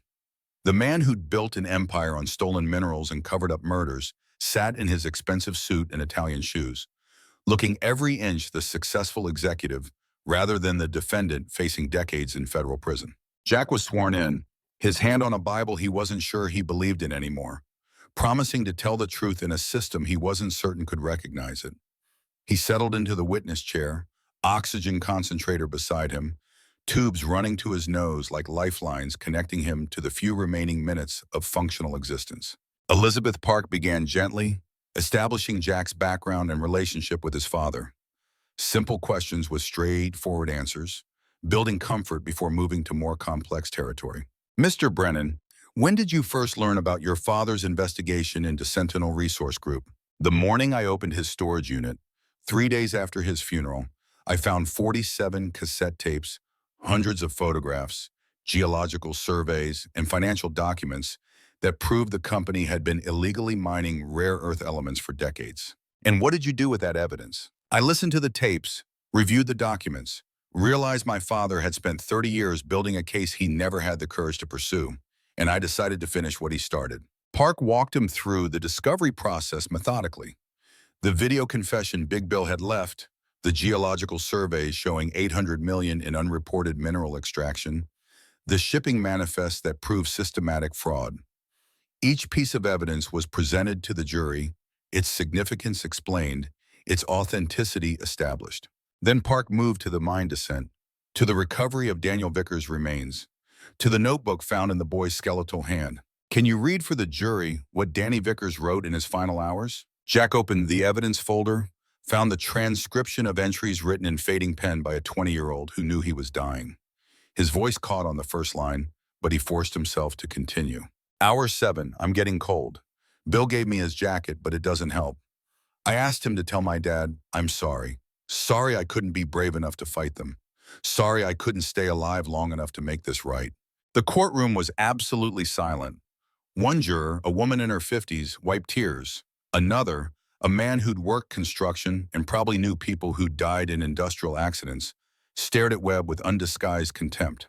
"Mr. Brennan, why did you decide to pursue this investigation despite knowing it would be dangerous and costly?" Jack looked directly at the jury, these 12 strangers who held justice in their collective hands. "Because my father lived with guilt for 30 years. Because Danny Vickers died apologizing for not being brave enough when the real cowards were the men who sealed that tunnel and left him to die. Because 17 other men died in accidents that should have been prevented, and their families deserve to know the truth even if it came too late to save anyone." He paused, gathering strength for what came next. "And because I'm dying, The silicosis from 30 years of breathing rock dust is killing me. The doctors give me maybe a month, probably less. I could have taken the money Marcus Webb offered. 5 million, then 10 million, then 20 million to keep quiet and let the past stay buried. That money could have funded treatments, could have given me extra time, could have set up my son for life. Jack's eyes found Webb across the courtroom. But I'd rather die telling the truth than live with the kind of shame that killed my father. Some things matter more than survival. Honor, justice, the belief that men like Marcus Webb don't get to murder and steal and profit without facing consequences. Park concluded her direct examination after 2 hours. Jack had held up better than anyone expected.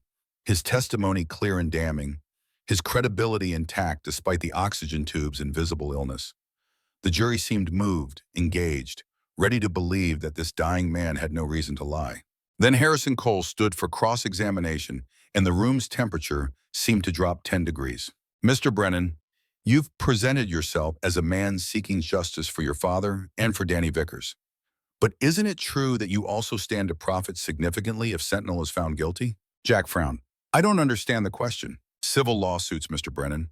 If this jury convicts Marcus Webb, dozens of families will file wrongful death claims against Sentinel. Claims that could total billions of dollars. And you, as the primary whistleblower, would be entitled to a percentage of any settlements or judgments under federal whistleblower protection statutes. I'm not doing this for money, but you would receive money, correct? Potentially tens of millions of dollars. Park objected, arguing relevance. Judge Whitfield overruled it. Financial motivation went to credibility, she noted. The witness would answer. I haven't thought about civil claims or settlements. Jack's voice carried the exhaustion of a man too tired to lie. I'm going to be dead before any of that gets resolved. You can't spend money from a grave. Cole smiled, thin and sharp. Perhaps, but your son would inherit any settlement. Your son, who's currently working construction for $30 an hour, who has no college degree, no significant assets, no real prospects. Luke Brennan stands to become very wealthy if this prosecution succeeds. The implication hung in the courtroom like poison gas. Jack saw what Cole was doing, trying to suggest that Luke had manipulated his dying father into pursuing a case that would make the son rich. My son came to Montana because I asked for help. He risked his freedom and his life to recover Daniel Vickers' body. He's not in this for money any more than I am. But the money would be convenient, wouldn't it? Cole pressed. Especially for a young man facing decades of ordinary labor with nothing to show for his military service. Luke served his country honorably. Don't you dare suggest otherwise. I'm not suggesting anything, Mr. Brennan. I'm simply establishing that you and your son both have powerful financial incentives to see Marcus Webb convicted, incentives that might color your interpretation of evidence that could be viewed very differently. Cole spent the next hour attacking Jack's testimony from every angle. The storage unit evidence could have been fabricated by Big Bill during his final illness. The audio recordings could have been manipulated or taken out of context. The decision to go public before contacting authorities suggested ulterior motives rather than genuine concern for justice. Jack defended each point as best he could, but exhaustion was taking its toll. His answers grew shorter, his breathing more labored. Twice Judge Whitfield called recesses to allow him to recover. The jury watched with expressions ranging from sympathy to concern to the kind of impatience that comes from watching sick people struggle. On the second day of Jack's testimony, Cole changed tactics. Mr. Brennan, you've testified that your father kept his evidence secret for 30 years because he was afraid of retribution. But isn't it possible he kept it secret because he knew it was illegally obtained? That he'd recorded conversations without consent, photographed proprietary company information, stolen documents that didn't belong to him? My father documented crimes. That's not theft, that's whistleblowing. Under current law, perhaps, but the recordings were made in the 1980s and 90s, before many whistleblower protections existed. Your father was committing crimes to document other crimes. That doesn't concern you? What concerns me is that 17 men are dead because Marcus Webb valued profit over human life. Cole leaned against the jury box, casual and confident. 17 men died in a dangerous industry over a 40-year period. Mining has always been hazardous work. Accidents happen. Proving that any specific death was intentional homicide rather than industrial tragedy requires evidence you simply don't have. We have Danny Vickers' notebook. We have Ray Callahan's testimony. We have the pattern of workers dying after they threatened to expose illegal operations. You have a notebook written by a scared 20-year-old who was dying and might have been confused or irrational. You have testimony from a man with dementia whose reliability is questionable at best. And you have a pattern that could just as easily be explained by coincidence or by the inherent dangers of mining work. The frustration Jack felt must have shown on his face because Cole pounced immediately. "You're angry, aren't you, Mr. Brennan? Angry that I'm questioning the narrative you've built? Angry that justice might not be as simple as you believed? I'm angry that a guilty man is going to walk free because his lawyers are better at their jobs than truth is at speaking for itself." Judge Whitfield intervened. "Mr. Brennan, please confine your answers to the questions asked." The cross-examination continued for another 4 hours before Cole finally yielded. Jack left the witness stand feeling like he'd survived combat, barely. His testimony had been strong but not unassailable. The jury seemed divided, some clearly believing his account, others showing doubt that defense attorneys had carefully cultivated. Luke helped him to the car, his son's strong hands supporting weight that Jack's legs could barely manage. They drove back to the hotel in silence, both understanding that everything now rested with 12 strangers who would deliberate about guilt and innocence, while Jack's body counted down its final days. The prosecution rested their case the next morning. The defense called their own experts, mining executives who testified about industry standards and safety protocols, accountants who argued that the unreported mining could be explained by clerical errors and outdated record-keeping systems. They painted Sentinel as a company struggling with historical practices inherited from previous management, trying to modernize while facing unfair persecution from environmental activists and disgruntled former employees. Marcus Webb took the stand in his own defense, a calculated risk that his attorneys believed necessary. He was smooth and convincing, portraying himself as a dedicated executive who'd spent 30 years trying to reform a company plagued by decades of poor management. He expressed regret for worker deaths, calling them tragedies that haunted him personally. He admitted the unreported mining had been wrong, but claimed he'd discovered the practice only recently and had been working with legal counsel to rectify it when the investigation began. He denied any knowledge of Eddie Parrish's death being anything but accidental, denied giving orders to seal Danny Vickers in the tunnel, denied systematically covering up safety violations. It was masterful performance, the kind of testimony that made jurors want to believe despite the evidence suggesting otherwise. Elizabeth Park's cross-examination was aggressive, but ultimately couldn't break Webb's carefully constructed narrative. He had explanations for everything, plausible if not entirely convincing. The jury listened with expressions that suggested uncertainty, the kind of doubt that defense attorneys cultivate like crops. Closing arguments lasted a full day. Park summarized the prosecution's case with the precision of someone who'd spent months preparing for this moment. She walked the jury through 40 years of evidence, connecting crimes into a comprehensive pattern that proved systematic rather than accidental corruption. 17 men died. $800 million was stolen from American taxpayers. A 20-year-old boy was left to die in darkness because exposing what he knew would cost the company money. These aren't coincidences. These aren't accidents. These are choices Marcus Webb made over and over, choosing profit over human life, choosing secrecy over accountability. She pointed at Webb, her finger steady and accusing. He's sitting here today not because he was caught doing wrong. He's here because one man dying of the same disease that's killed thousands of miners decided that truth mattered more than money. Jack Brennan could have taken $20 million and walked away. Instead, he finished what his father started at the cost of his health, his reputation, and his remaining time on Earth. Park turned back to the jury. Now you have to decide. Do you believe a dying man with nothing to gain from lying? Or do you believe a wealthy executive with everything to lose by telling the truth? Do you believe 40 years of documented evidence? Or do you believe convenient explanations crafted by expensive attorneys? The choice is yours, but 17 families are counting on you to choose justice. Harrison Cole's closing argument was equally compelling. He acknowledged that Sentinel had made mistakes, that historical practices had been questionable, that reforms were needed. But he argued that mistakes weren't crimes, that poor judgment wasn't murder, that the prosecution had failed to prove intentional wrongdoing beyond reasonable doubt. Marcus Webb inherited a flawed system and worked to improve it. Yes, he could have done more, faster. Yes, some practices should have been changed sooner, but that's hindsight judgment, not criminal behavior. The prosecution wants you to believe that every accident was intentional, that every business decision was malicious, that a successful executive is really a murderer, hiding behind corporate structure. Cole gestured toward Jack, sitting in the gallery with oxygen tubes visible.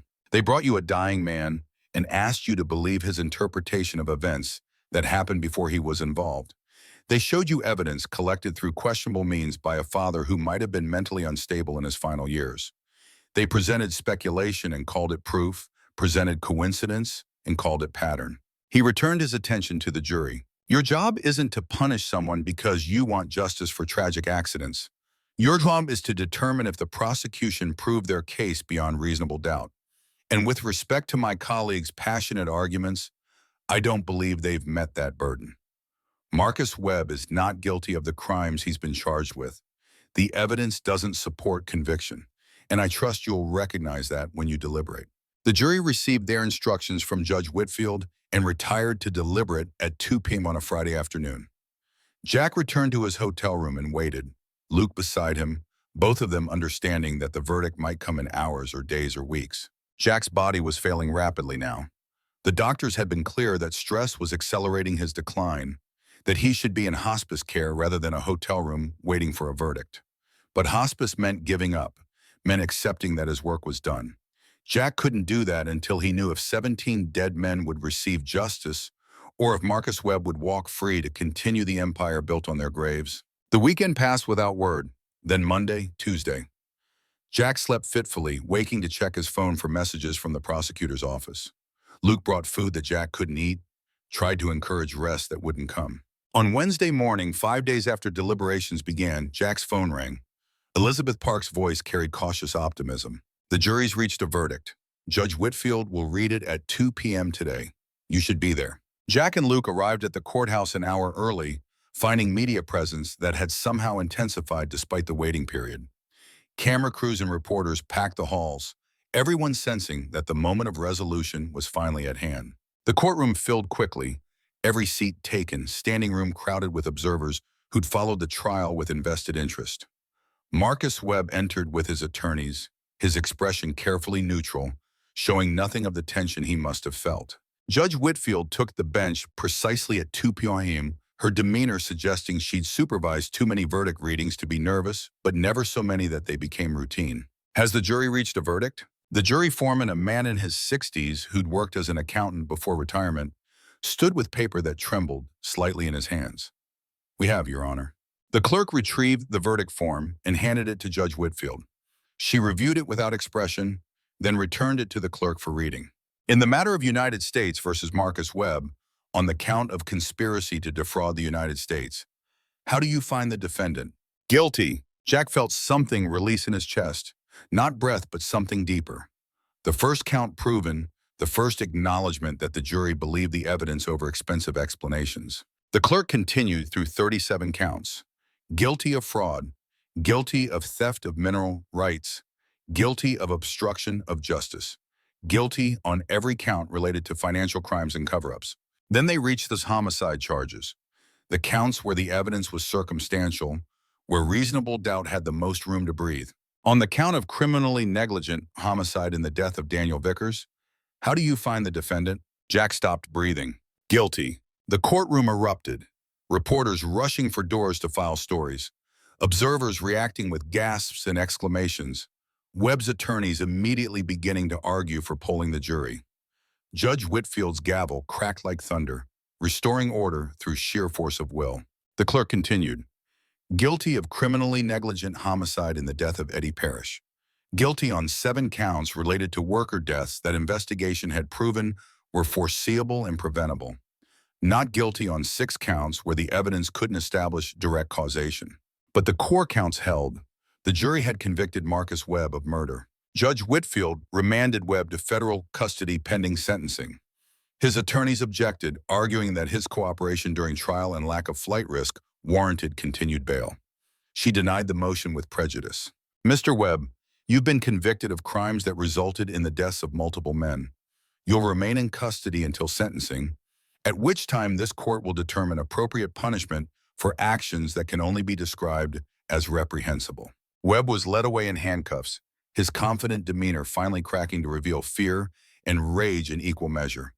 The man who'd thought his wealth and power made him untouchable had just discovered that sometimes, rarely, the system worked.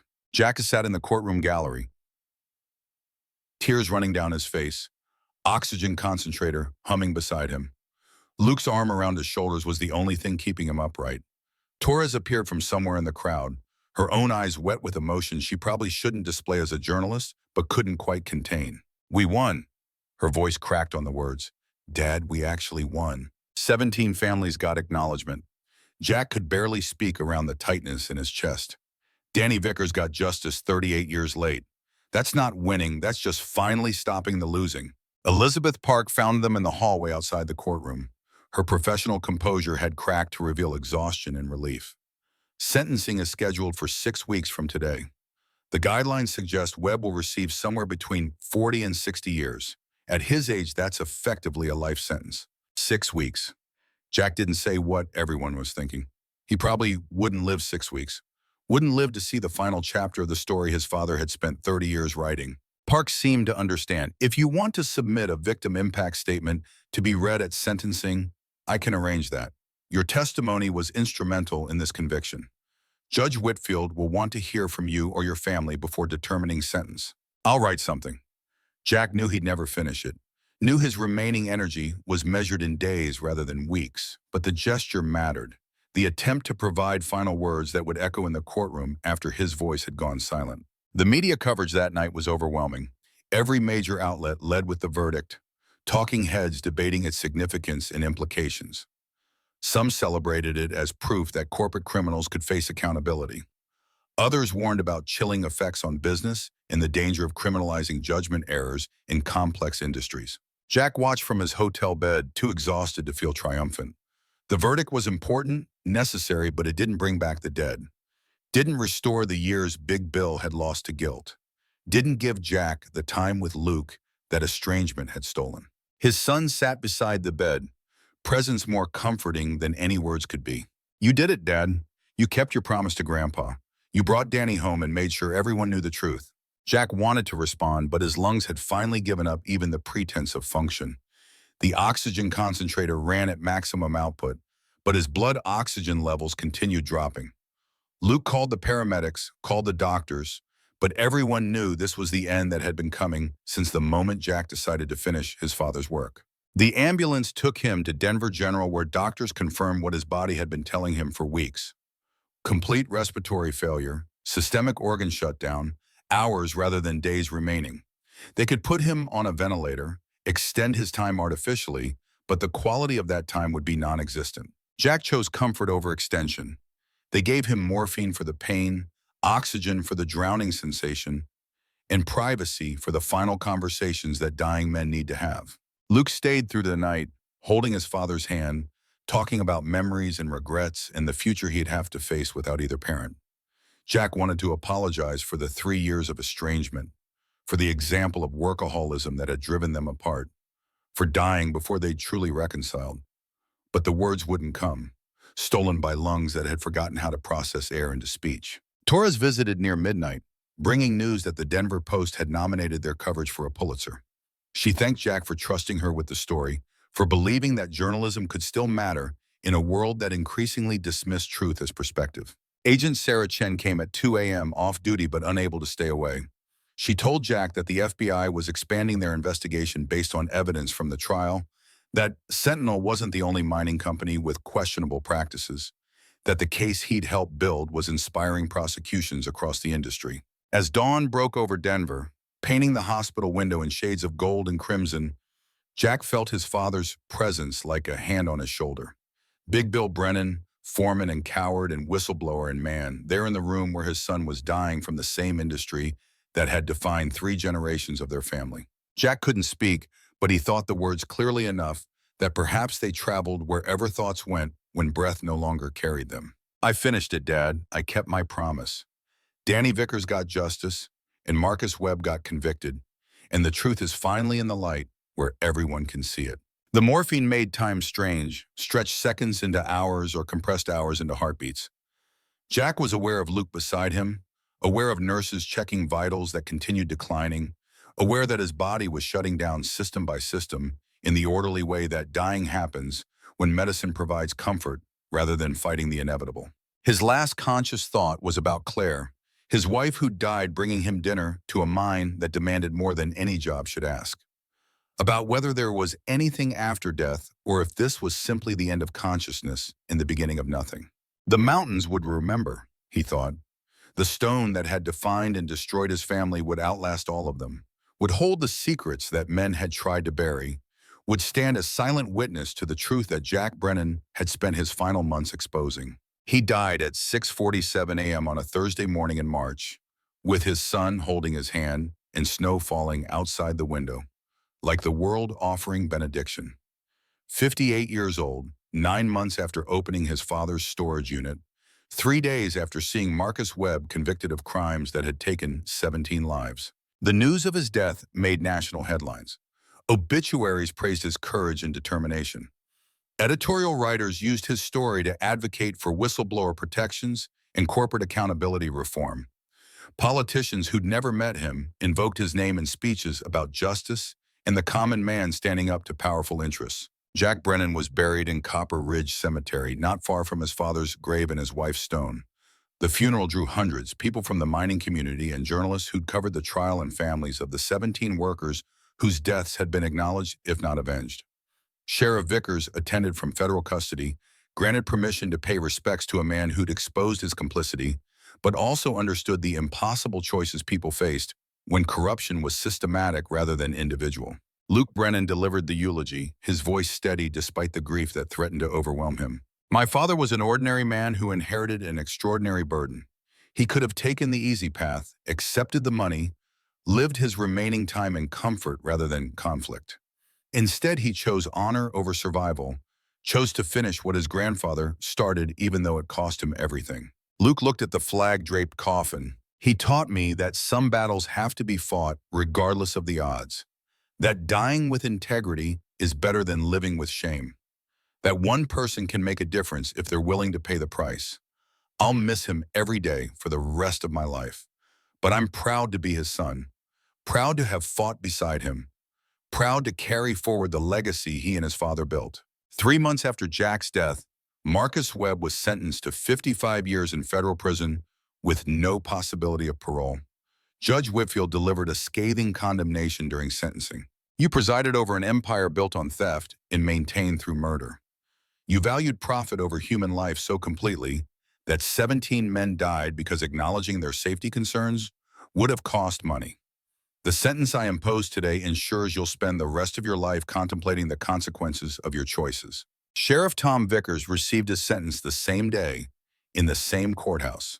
10 years federal prison for falsifying official documents and accepting bribes.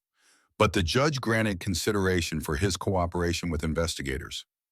With good behavior and continued testimony against other Sentinel executives, he'd be eligible for release in 6 years. It wasn't redemption, but it was acknowledgement that a man who'd spent 38 years running from truth had finally stopped and turned to face it. Sentinel Resource Group filed for bankruptcy, its assets sold to satisfy judgments and restitution payments. The Copper Ridge mine was permanently closed, the town's economy devastated, but its conscience perhaps cleaner. A memorial was erected at the mine entrance, 17 names carved in granite, including Daniel Vickers, whose body had finally been laid to rest beside his mother, who died never knowing the truth about how her son had perished. Luke used his inheritance, a fraction of what Webb had offered but more than enough, to establish the Big Bill and Jack Brennan Foundation. The organization provided legal and financial support to whistleblowers in extractive industries, helped families of workers killed in preventable accidents, and funded research into respiratory diseases that killed miners long after they'd left the tunnels. On the first anniversary of Jack's death, Luke returned to the cabin where 3 generations of Brennans had lived and died and kept secrets that eventually demanded telling. He brought Daniel Vickers' notebook. The evidence that had proven a 20-year-old's death wasn't accidental or unimportant. Before driving to the mountain, Luke stopped at the Copper Ridge Cemetery. He stood between 3 graves now, his mother's simple granite stone, his grandfather's marker that read, "He tried," and his father's fresh headstone that carried only name and dates. No epitaph could capture what Jack Brennan had been or done, so Luke had chosen silence over inadequate words. He placed wildflowers on Claire's grave, the purple lupines she'd loved that grew wild in the mountains every spring. Mom, you would have been proud of him. Proud of us. We did what you always said was right, even when it cost everything. The wind carried his words away across the cemetery, past Ray Callahan's grave, past Big Bill's resting place, past all the markers of men who'd worked the mountain and paid for it with pieces of themselves until there was nothing left to give. Luke climbed to the highest point on the property, where mountain peaks stretched to horizons, and the wind carried the scent of pine and stone and the eternal presence of earth. He opened the notebook to the last entry, to Danny's final words written in failing strength. Tell everyone I tried. Luke spoke to the wind and the mountains and the memory of men who'd died beneath this stone. They know. Everyone knows now. You tried, and my grandfather tried, and my father tried. And because you tried, because you all tried, Marcus Webb is in prison, and 17 families finally know the truth. It's not enough. It doesn't bring anyone back. But it's something. He closed the notebook and looked at the land that had shaped and scarred his family for 3 generations. The mining was over, the tunnels sealed, the mountain returned to the silence it had known before men came looking for copper and found corruption instead. Luke Brennan, Army Ranger and construction worker, and son of the man who'd chosen honor over survival, descended from the peak and drove away from Copper Ridge for the last time. Behind him, the cabin stood empty, but no longer abandoned. It would become a museum, a testament to the cost of truth and the price of justice, and the belief that ordinary men could hold powerful interests accountable if they found courage that circumstances demanded. The mountains remained, indifferent and eternal. The stone remembered everything buried within it, and somewhere in the wind that moved through valley and peak, perhaps the spirits of Big Bill Brennan and Jack Brennan and Daniel Vickers rested easier knowing that the secrets had finally come into the light. Some burdens were meant to be carried, some promises were meant to be kept, and some men, ordinary men with extraordinary integrity, chose to finish what others had started regardless of the cost. That was the foreman's burden, and the foreman's honor, and the legacy that would outlast the stone itself. The truth, once told, could never be buried again.